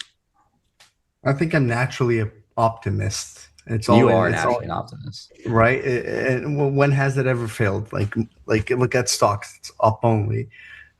Crypto, obviously not the best right now, but there are a few exceptions, like you guys covered, Hype and Zcash, odd ones out. But I'm of the belief that Bitcoin catches up soon. I hope. But what at the same time, is that like tomorrow or like 3 years? No, but you know what? Like at the same time, I feel like for the first time ever, there's really nothing to look forward to with Bitcoin. You know, like we were speaking about this in Miami, that's like depressing. 2 years ago, right around, 2 years ago or 3 years ago, whenever the last bear market was, we had a good bunch of shit to look forward to, whether it be like a president that supports Bitcoin or, ETFs, companies buying Bitcoin. And now fast forward 2 years, like I feel like we've gone through all of that and price doesn't really reflect it. Yeah. And yeah, I mean, all we look forward to is Sailor bidding every week. Yeah, that's but like that's fucking pathetic, right? And things, at the very least, you would have hoped that Bitcoin followed stocks, but it ain't looking great out here. So, Rookie, I asked Mayne this question earlier. What happens, obviously, like we are not anywhere near all-time highs and stocks are absolutely ripping. What happens if stocks roll over to Bitcoin? Do you think that we continue? Bro, we're so fucked. You think it continues correlation? You don't think that there's no, any it's sort bad. of... Like, why? I do feel like sellers are out of coins. Like, don't get me wrong. I think we've kind of just destroyed everyone's like morale, and like sellers are out of coins. But at the same time, like if stocks do go down, like stocks aren't just going to go down just to go down. I think there's going to be like there's got to be something that breaks for stocks to go down. I agree. And if that happens, like why would this time be any different? Like it's pathetic, honestly. But I do think Bitcoin's kind of screwed in that aspect. I don't know about new lows, but I'd lose my mind if we just stayed here. That's just enough to kill my morale. We've had every headwind possible to go higher and rally over these past few months, and it hasn't, right? Like, I mean, the Iran war is seemingly done, right? Nothing like, burger. Yeah, like the Strait is open. We're already talking about a new potential conflict with China and Taiwan. And like stocks V-bottomed, like Trump forecasted it. It's like, dude, he's like, I'm going to open the fucking Strait. Stocks are going straight back to all-time high. And they did. And crypto, it's the same as the tariff. Right? Trump's like given us the playbook. Yeah, we rallied out of the tariff bottom, but it was insane. It's insane. Lackluster relative to what happened in stocks. And it's kind of just embarrassing. I agree with you, and it's kind of brutal. And I do think I'd love your opinion on this, but I do think the way that crypto trades is changing due to the proliferation of everything going on chain, the accessibility of other markets with companies like Robinhood, Hyperliquid. Like the average person now can trade Micron and SanDisk and the NASDAQ with leverage. They can buy options. Where's the allure of crypto? I always felt like the allure for crypto was like, well, you can turn a little bit of money into a lot here. Go on Wall Street Bets. People have been doing that with stocks nonstop for the past 2+ years. Guys like, dude, I put $1,000 in a SanDisk and now I have $1 million. Like they're P&L posting, but with stocks. It's not even crypto. I'd like to it's just one of those things, like you said, like crypto was always the one way to make it, but it just seems like now with the way stocks are going, like Micron's moving up like 15% day after day, weeks on end. Like what are we doing? And then now there's like ways to lever that up. There's options. There's people like left curve people are printing right now, and we were left curve, but I think we've mid curved this so hard. Oh my God, we're so left curve that we're like we've rerouted to the right curve. Like we're like, yeah, but crypto's still better. It's like, but like where are the charts like going vertical? It's just not here. Yeah, speaking of vertical charts, I'd like to share something. Every week, I like to go over what I went over last week. Last week, we had Aladdin on the show because the Canadian was AFK playing golf with everybody else. And something we reviewed was the SUI chart. This is where we were last week on Sunday. And this just goes to show that like every move off the bottom has just been absolutely reverted and stuffed. And it's like such a textbook scenario where you get this support system that just turns into resistance. And everybody in the chat was like, oh, I'm long SUI here. And I'm like, I don't know if this is where you want to be putting on more risk for these assets. And it just kind of proves that we're stuck in this forever illiquid pump back to zero situation for most alts. Like SUI probably is not supposed to be worth, what's the market cap on this thing? Like 7 billion. Do you know anybody who transacts on SUI? Something ridiculous. You know what? Like, no disrespect to SUI though, but they had like nice advertisements in Miami for consensus. Yeah, but it didn't do anything. Look at it, dude. This is what it did. It went up. It's the whole reason that candle happened. Probably, right? Yeah. A 40% move up followed by a 40% move down. No, a 30% move down. Nice. Yeah. How exciting, bro. But besides the disappointing stuff, you're long 2 assets right now, aren't you? Yeah, I'm long Hype and Zcash. Yeah, the barbell, bro. Do you think that's the I'm just copy trading whatever smarter people on Twitter be posting. What if smarter people on Twitter be posting copy trading you? Yeah, that's possible. But so far so good. And Hype and Zcash look good. I mean, honestly though, like I sized down on my Zcash and then I saw Trader Mayne's little TA just before I hopped on here, and now I've bought back in. Yeah, because there, you know what? I was like, yeah, there is a clear invalidation. Wait, so what's your entry now that you re-added though? It was probably higher than it is now. Oh man, that's not smart. Not great. But but I mean, this is what we're dealing with, dude. I wish I traded like he does. Yeah, right. Clear invalidations. I'm purely emotional. I'm very, very. I think I'm more like Ponzi in the way I trade. Have a bit of a we're kind of like 3 different edges of the trading spectrum. Like 100%. you're like gut feel purely, I would say. Like sometimes I'll ask him like, what's your thesis here? You're like, just do it, dude, just long. Tell me. And I'm like, okay. And then Ponzi has that, but does a little bit more TA, whereas you just draw like an arrow. Ponzi will draw like a squiggly line, which has a little bit more thought to it. And then I'm like, I need to know exactly where my entry and stop loss is, or I'm not fucking touching it. But it also lines up with the fact that I'm fucking a lot closer to death. So, you know, my risk tolerance is way different than your guys'. I'm in What are you doing bonds. for your 60th this year? Do you have plans? Yeah, you're not invited, bro. You didn't get the invite? Oh my God. No, we're gonna Our go boy, play. We're gonna go lawn Digi- bowling. Our boy Digi wants to see the TRX chart, which I already know what it looks like. I don't even have to pull it Let up. me It's guess, just is it up on going the- up and to the right? Yeah, how does it look? Makes These I it- haven't looked in a minute. Wait, where Yeah, is it's the going TRX? up and to the right. It's the greatest chart in all of crypto, bro. It's How actually has he insane. managed to do this? Look at this on the weekly, dude. Look at it on the weekly. Isn't Dude, he I getting think this sued? is. I actually spoke to the devs. This is what ink is supposed to look like once it launches. Holy fudge! Yeah, bro. We're talking Bro, this chart goes up 2020. forever. 2020 low is up 4,000%. You know what ETH has How? done since 2020? Down only. Yeah, it's How has insane. he done this? It has to be 95% supply choke. I don't know. What's the market cap Crime. on it? Someone in the chat tell me the market cap. I'm gonna actually look it up really quick on my other monitor. There's a few Wait, coins let's that take have guesses. this. Wait. Rookie and Mayne. Each of you guess the market cap of this thing before I look it up. 18 billion. I mean, yeah, I was gonna say 25 billion. I'm gonna go with 14 billion. Let's see. Coin market cap. Shout out Luke. The way Justin's spending, buying bananas taped to a wall, bro. That shit's Bro, somewhere. I mean, you see how much he donated Tens of billions. to the Trumps and shit, and like they Yeah. scammed him anyways. $35 billion market cap. With the a GOAT. 30.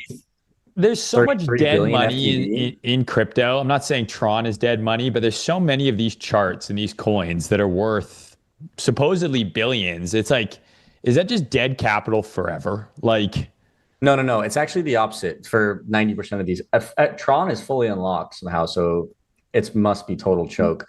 But like, dude, you have this Sui, for example, that's just totally going to unlock and continue trending. dude, to I mean, zero. like, look at EOS.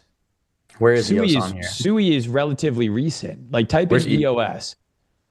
Surely it's Isn't somewhere that- here though. wow, I that's shouldn't like have to go that cycles far. ago. EOS isn't even on here. Did they rebrand? No, there's no way.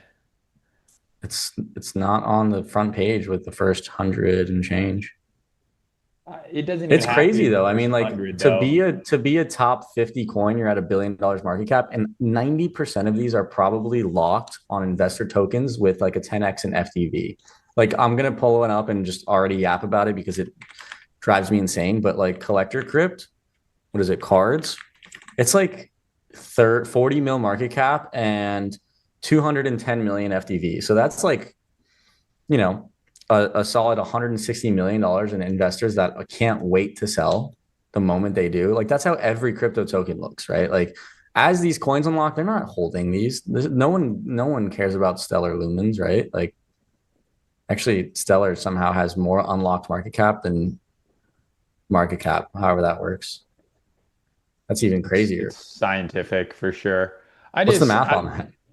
It's just like this is another one of those things where we were talking about earlier, like, okay, you know, crypto's got nothing to look forward to. It's like you look at all these coins that we have, some of which have billions and billions of dollars in market cap, and they do nothing. There's no product, they don't make any fucking money. Like Zero. at least Hype makes money, buys back the token. Like there's a business there. Even Pump Fund to a lesser extent, like there is a business there and it makes money. And some of these other chains make money, but there's so many of these coins that do absolutely fucking nothing. Yo, what does And it's Internet like, Computer do? Huh? What is It is. How do you think we're talking right now? Through the internet computer. But then you look and it's like, but I could go on Robinhood and I could like long space stocks. I could long the companies that are making the GPUs for AI. Like, isn't that there's so much fundamentals there. cooler? Yeah. Cosmos is still $1 billion somehow. That's crazy. This is what I mean. It's like, who's ever going to use Cosmos ever again for anything? But this was just here to go, you know, here I am shilling Kraken and Ink, but this just makes me like extremely bullish for Ink in general. Like starting to look at this list, like that I think Inc is I think we're probably definitely fair market value up here, huh? In the we're top 30 at definitely least. we're definitely moving towards like a new era for crypto where like you actually have to build stuff that Yeah, the bar accrues is low. value. The You got bar to is accrue value. in the bar is in the floor. Like if you can build a company that actually makes revenue, like you have a serious opportunity to take off. And I think we only had a handful of examples of that in this past cycle with, hype and pump fun Look at and this. whatever else. Look at Leo, bro. This is another TRX situation. Do you know what Leo is? Bitfinex's token? What the fuck? Yes. What? This is like the sickest trend of all time. Just casually up from Yeah, but there's 1,000%. there's something there though. Yeah, I is it think real? yeah, It it's is. real. It's Bitfinex's token at 9 billion market cap, 9 billion FTV fully Yeah, unlocked. but it's like a real thing. It's not a Yeah, it's an scam. exchange. It's an exchange. Yeah. And Yeah. so this is like Bitfinex's BNB. Yes, exactly. Speaking of So, BNB, let's think. so you're saying Inc to 10 billion. I'm saying Inc to 10 billion. At least. we got 10 BNB billion. at minimum, dude. What are we Yeah, talking Ponzi about? needs a fifth plane. So What are uh, these? it's got to go at Shout least out to 10 billion. NATO airdrop coming soon. Yeah. Absolutely. I'm fucking all in, dude. Wow. That's too It good. makes me a little more excited, dude. What? Like, some of the garbage just needs to disappear. But So they'll never Ricky, I'd disappear, love to bro. ask you because you were, like me and like Ponzi for many years. You were hooked on crypto Twitter and constantly posting. Feels like you've just ascended beyond the slums. Like you've just left Ascended. us behind. Like I don't know if at the end of ascended is the world. right word. In a lot of ways, I aspire to be like you guys on social media, but it gets draining. I think in 2021, I kind of burnt myself out. Remember Yeah. you took a And then break for a and year? then Rehab? these days, you just realize like everyone is so down bad and like Yeah. completely they've been fisted. Dude, everyone's and, so angry. Yeah, there's no it's always been the case. You're only as good as your last trade, and it's probably like more so very true now. People Wow. suck. That's a banger. People suck, Yeah. people on It's crypto a Twitter suck. it's a pretty Nobody miserable takes place. nobody takes accountability for their own trades, and Yeah. people like to point fingers and blame others, right? And it's kind of annoying. I don't know how you guys do it. Yeah, it's I mean, I don't know, man. I think I have a sickness. Like the way I visualize it is like to the end of that movie World War Z, and like the last helicopter's taking off and the ladder's being pulled up, and you're on it, and me and Ponzi are just crawling up the wall of zombies, and you've just left us behind, and we're here to rot. But I listen. I feel the same way sometimes. Like there's days where I'm like, I don't really want to do this anymore, but like I'm also like, it's part of me. It's like, what else? Yeah, what else do you do, right? Yeah, I get it. What else do you do, man? And I They think it's don't have something games and like nourishment for your brain in the senior homes for you. Like they'll have stuff so you don't have to be on Twitter. You know what I mean? know. I need to, match certain squares, thing like, is round just- shape, round hole. Yeah, but like the dopamine and the adrenaline like crypto's provided and like crypto Twitter is provided. I don't think anything could match that, and that's Do probably you the think- reason why you guys. Do you think this cycle came anywhere close to? I think like 2021 was peak, like that cycle. I don't think we came close to the think- cycle even. I think a lot of it has to do with the fact that like we all met each other for the first time, Yeah. right? And it's like we were younger, we had some money for the first time. I mean, and dude, I think there's that a has whole to do new with it. generation doing that right But now. maybe it's me looking through it with rose-colored glasses because we are boomers now in crypto. But like, I feel like we had better main characters back then. Like the narratives were better. The FTX saga, Luna, like 3AC, like this cycle seemed to go out with a bit of a whimper. It's like, okay, like it's over, I guess. Fuck it. Yeah. You know what I mean? Like at least Yeah, on we like went out with a like boom. in 2022 when shit went down, there's like a reason why it went down. There's like FTX, Luna. It is was worldwide just- news. Like everyone Yeah. was talking about crypto for the wrong reasons. It's like, oh, I told you it was all a scam. It's like, yeah, but like, the Bahamas, man, the polycule, like it was, I don't know. So, and I think maybe that also is kind of representative of Bitcoin coming out of the bottom here and coming out of these lows. It just seems like crypto's lost a bit of its luster, its excitement. Like people aren't as stoked on crypto anymore. And I think again, I keep going back to it, but people are just finding other places to speculate. And I'm not saying I'm still a believer that crypto makes, new highs, and we have new projects that come and do very well, but just doesn't seem as exciting as it used to be because we're becoming TradFi. Do you genuinely believe Bitcoin makes new highs? Yes, I genuinely do. I think Bitcoin goes 500,000. I really do. Like compared to other bear markets, like where does your confidence rank? It's still the like you just had Paul Tudor Jones, one of the greatest money managers of all time, go on a podcast a few days ago and say that Bitcoin is the best hedge against inflation, and the market's just not pricing it right now. And he was right about that for a few other assets. Obviously, it's the same situation, and this, rookie, we're not wrong. We're just early. And this bear market's arguably been less brutal than prior ones. I mean, we're at 78,000. You know what I mean? It's comfy. It's diminishing returns to the upside for sure, but that also means that there's diminishing moves to the downside. Like each bear market has been less brutal than the one before, but each all-time high has been, less aggressive or less of a increase as the one before that. And I think that that's just going to kind of normalize over time. Like these ebbs and flows are going to contract, but I do think this is a chart that over a long enough time horizon does just kind of go up and to the right. And that's why our friend Eric is going to be better off than all of us, because he's just always just bought Bitcoin and done nothing. Yeah. And outperformed everybody. Do you think and I don't know much about it, but do you think the quantum risk or the impending doom? I think it exists. Paul Tudor Jones did bring that up, Ponzi, in that same podcast. Yeah. He said the quantum risk is a real thing. Yeah. But what do you buy then, dude? What I struggle with this all the time. What Zcash is quantum resistant Bitcoin. Dude, fuck Zcash. I mean, because you don't really want to hold dollars. There's an argument to be made that the US dollar is also losing its standing as a global reserve currency. Obviously, every year with inflation and other things, the buying power of your dollar decreases. So what do you hold though? You got to hold assets. I guess, collectibles. Yeah. No. Pokemon cards. Bitcoin. Oh, hold on. Let me flex on him. Oh, shit. Oh, he's got it on him. Damn. That was the equivalent right there of a money spread ape holder in 2021, just absolutely flexing the Schmiko top with a tattoo. I've never seen you money spread the big three, bro, on stream. Never, not once, dude. I got this shit on me at all times. Yo, for the things that we look forward to, obviously, is Sailor. Brooke, is Stretch at parity? Is Sailor coming back on Monday or tonight? No, really? Is he? No, Stretch lost parity. And I mean, dividends been paid out, and I think they're trying to make it such that they pay dividends out bi-weekly to reduce the volatility of it all. So we don't have Sailor to look forward to pitch the market for us tomorrow. Absolutely not.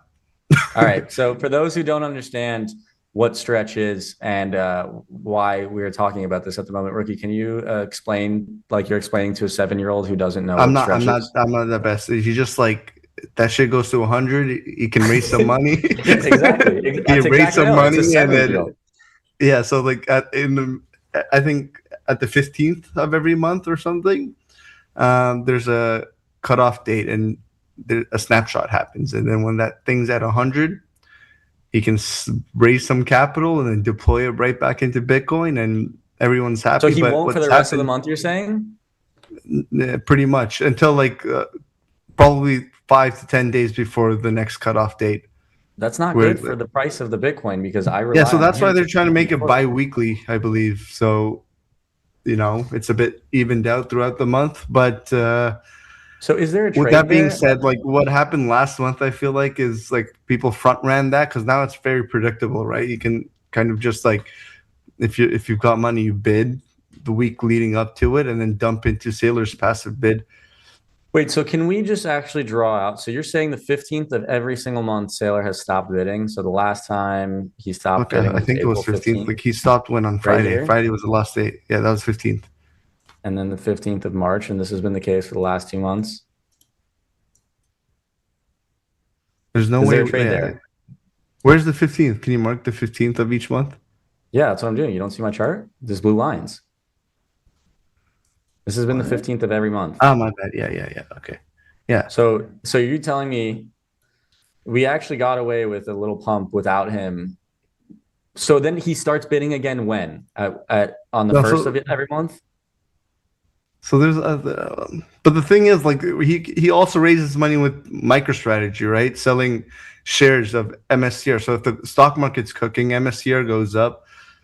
He sells some strategy to buy. But I don't think it's as predictable. I think It's not a I think, binary. But I think generally speaking, when he stops bidding billions, price does there's no Price other does bid this. in the market. the thing is the more you talk about it, the more it sounds like a Ponzi. So it's almost 100%. better to just not explain the mechanics or how it works, because the more we talk about it, the more I'm like, that sounds pretty fucking sketchy. That's the thing. It's either like the worst idea ever, or he's going to be in like history books Did you watch in a couple decades.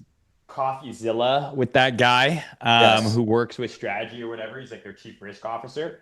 He kind of Yeah. explained it. He used the analogy of like an insurance company. companies. And I thought this was the best analogy for what it was, where he's like, what is the product that the insurance company is selling? He's like, well, like the coverage, like they're selling it's like, okay, well, how do they get that? They sell a premium.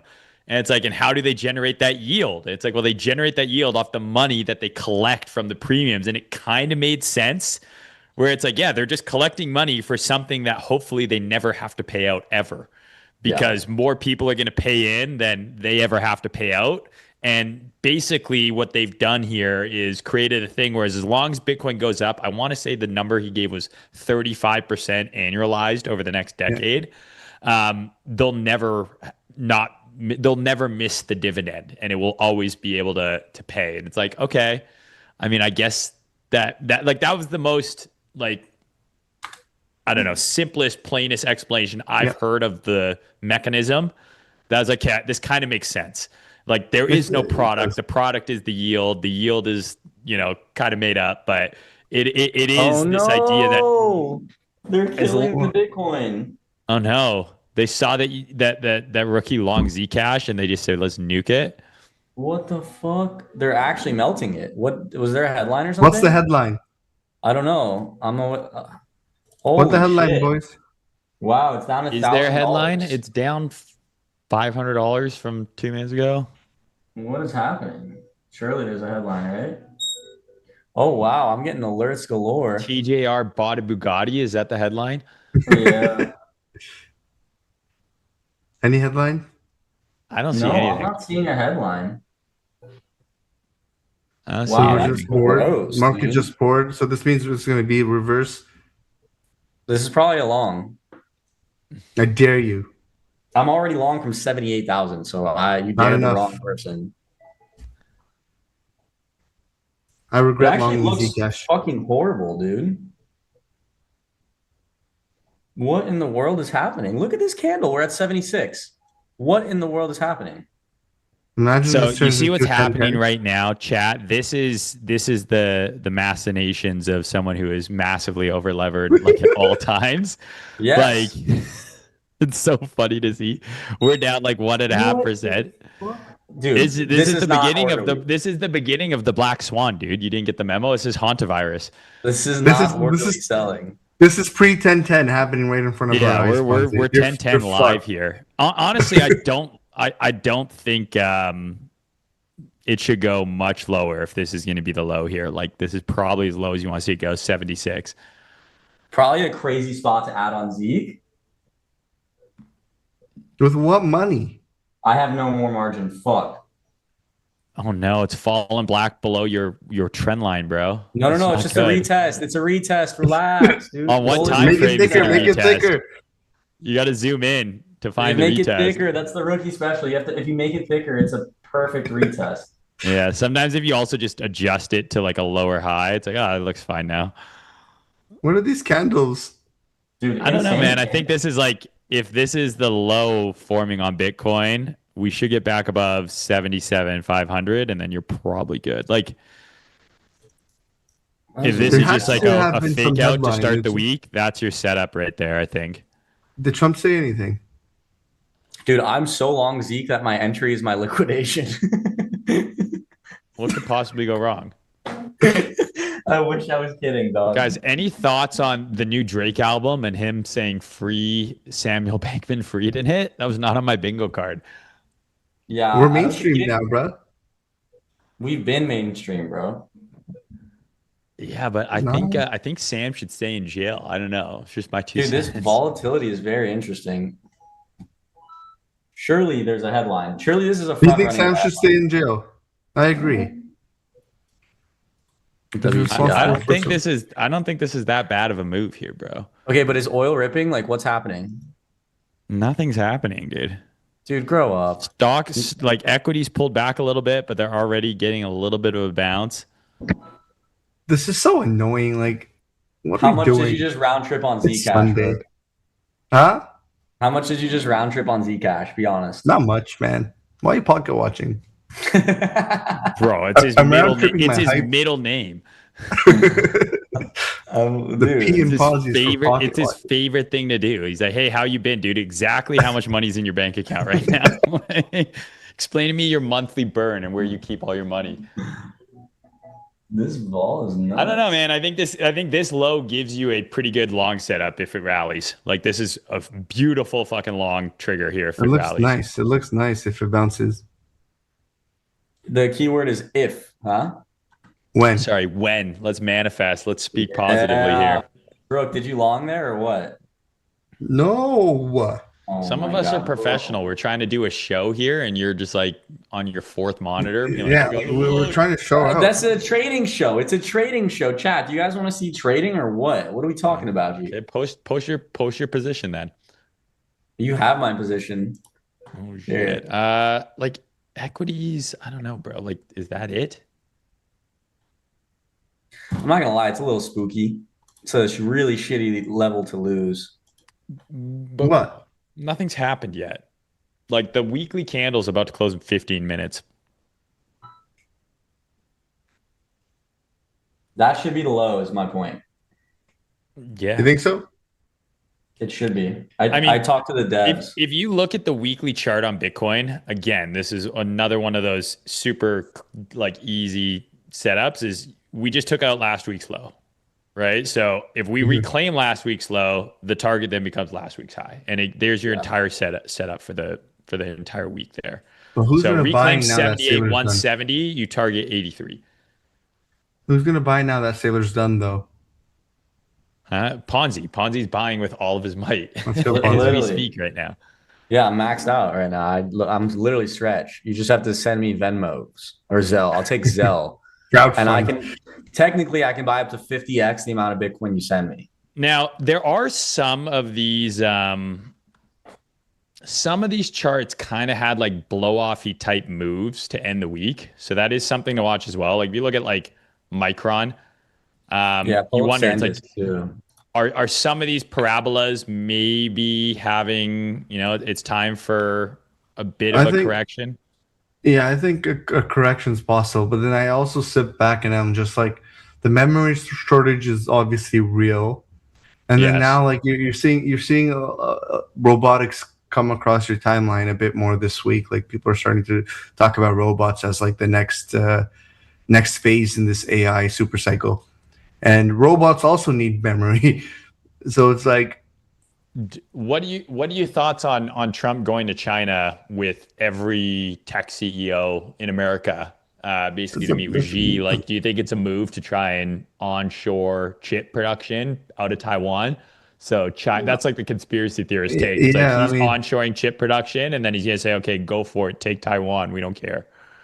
Yeah, I'm not too sure what's going on in Trump's head there, but he always has a plan. I trust him. He sends the markets up and to the right, and he's never not done that. So 4D chess, right? He's a winner, man. Dude, how about Oracle I shorting am the tired of absolute winning top? so much. In the middle of April, I absolutely hated him. Whenever we made that like low on SPX, I hated him. And then, like fast forward a month, I'm like, this guy's the GOAT. Yo, what the fuck happened on Kraken? What? ETH wick to 1900. Well, that's just because Kraken's got they got liquidity down there, very deep liquidity. Oh, I guess ETH wicked pretty low on that move in general, huh? Yeah. 2,000 on Yeah, it went Binance. to 2080 on Coinbase. Hype That's the way doesn't care. sync bids. With what money, rookie? Dude, I don't imagine know. the I think 4 hour. I think you just wait, bro. If this is gonna go back up, it has such a clear level to reclaim. Like it's got to So get what are we back above longing? 78. What are we longing, Maine? Zcash. I'm Zcash? boring, dude. I would long Bitcoin on a What do reclaim you of do 78 these 100. days? Do you leverage trade? Dude, A little. no, he doesn't. He Too just rich. plays chess with himself. Is that what we're calling it these days? That's the new euphemism the kids are using. Yeah, This I is don't know. I'm above 78. I don't hate it. Below 78, I'm starting to hate it. wait. Simple. I Yeah. mean, you can actually talk about what we told Digi earlier. Remember, Digi was like, "Oh, I'm short hype," and you're like, "You could just short ETH." Well, take a look. ETH Yeah, is what did I down. tell you, Digi? You could have shorted ETH and made way more money. ETH is down 2.5%. Hype is With up 7% on the day still. yeah, just short ETH. Anytime you want to short anything, you just short ETH. Yeah. Nuts, dude. The Awful homie asset. Chiefing Za, he's technically my Asian quant. He messaged me 2 days ago and he's like, I haven't looked at the charts in months. I just pulled up ETH, time to short. And Yeah, it's been down only since then. So he's actually the best trader I know. he's very good. He's a goat. Rookie spent the week with him too. We had fun. He's a beauty. Hey, bro. What? So what are I we? think you just wait, dude, for this reclaim. Like that's the setup. Oh, that ETH short was such a good Are setup, you dude. are you buying any stocks, Maine? No, I find it really hard to like. I like some of the space stocks and stuff. I've been in and out of. You don't want to make too much money right now. Yeah, Yeah.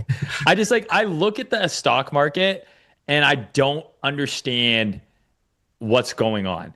You know what I mean? Like I look at it and it makes no sense to me. I don't feel like the U.S. economy is nearly in as good shape as the stock market looks. I have no interest in shorting it, but in terms of like parking money for any significant period of time, I just don't see value here. And maybe that makes me an idiot because it's like, well, you're just going to buy back higher. And it's like, maybe, but I don't know, man. Like this chart to me, something smells amiss. And I don't know what.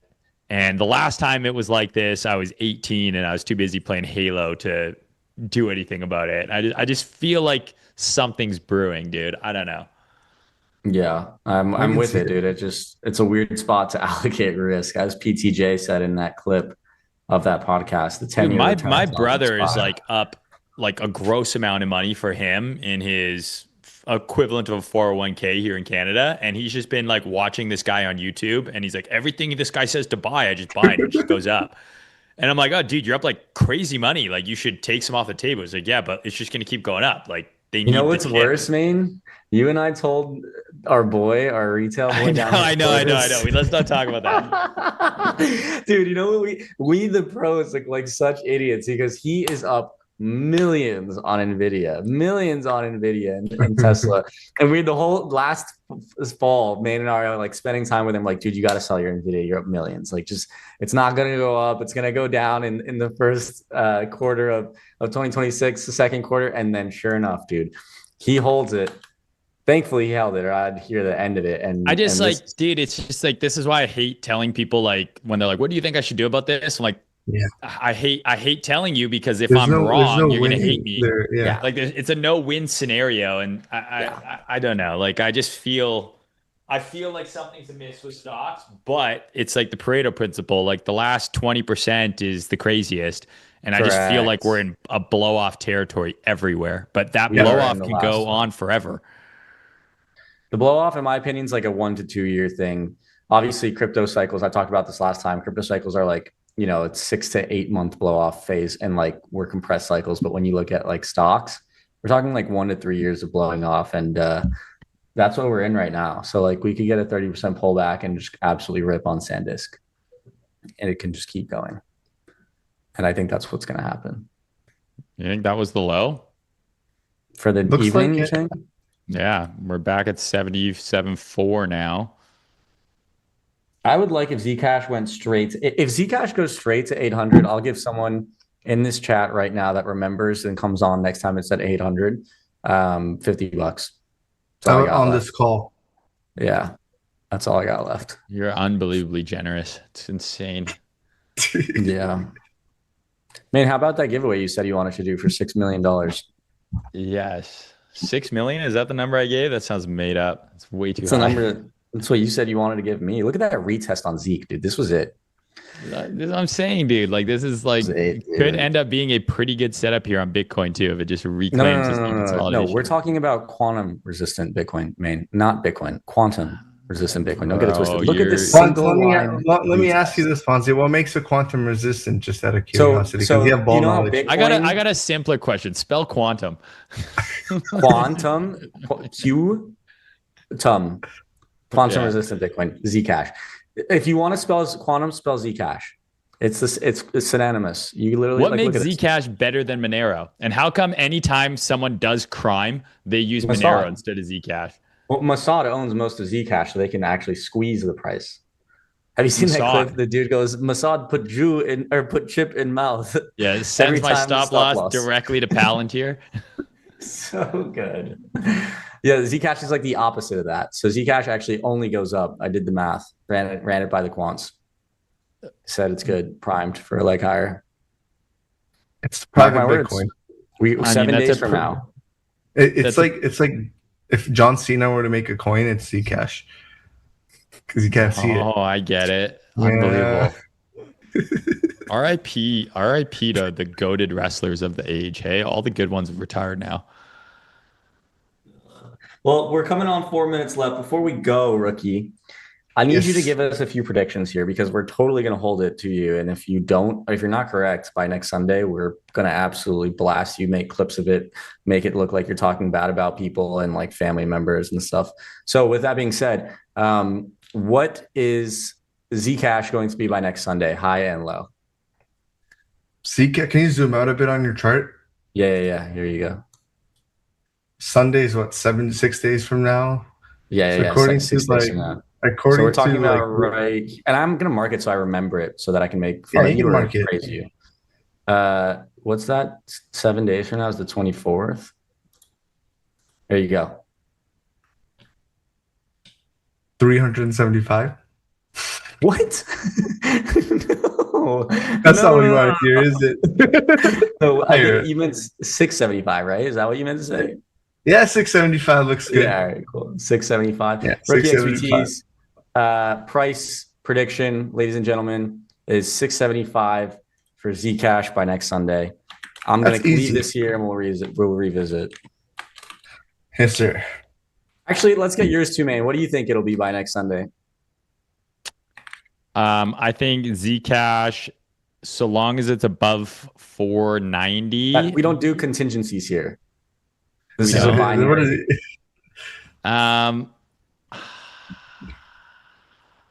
600 bucks.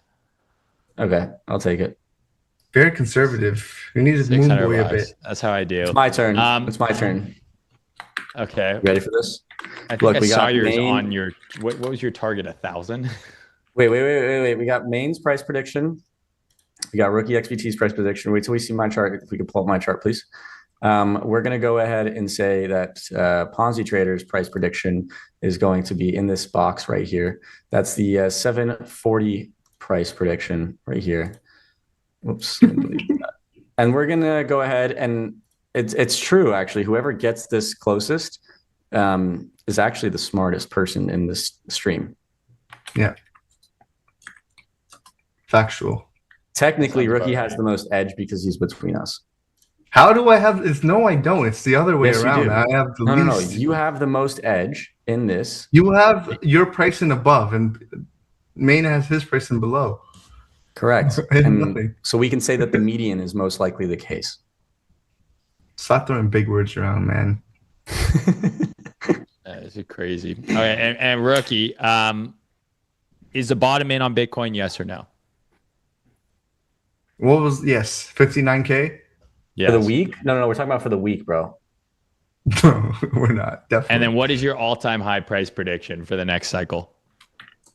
I don't know. There's a lot of things we got to get over. The quantum thing scares me. It's way above my pay grade. Like I'm not really that well versed on the topic. It's just spooky. It sounds scary. Is this the least exposure you've had to crypto in a long time? Yeah, 100% by far. Like That I is fully terrifying. I fully just like decided and like, yeah, this ain't really like worth the time or like the brain power anymore. I trade quite a bit, obviously, with leverage, but like collateral stables, you know? Yeah. I feel you. Well, there you have it, guys. The Bears are fucked guy barely holds any crypto. So That's crazy. well, guys, thank you so much. This has been, and thank you, Rookie, for coming on, bro. Thank it's you, good to guys. see you. This has been another episode of the Crypto Closeout brought to you by Kraken and NinjaTrader Live. I'm Trader Mayne, Ponzi Trader. Thank you. We'll see you guys all next Sunday, same time. Or no, we won't. Memorial Day What's weekend. next Sunday? Right? So no next Sunday. Maybe we will, maybe we won't. It'll be a surprise. Talk to you guys then. See you guys.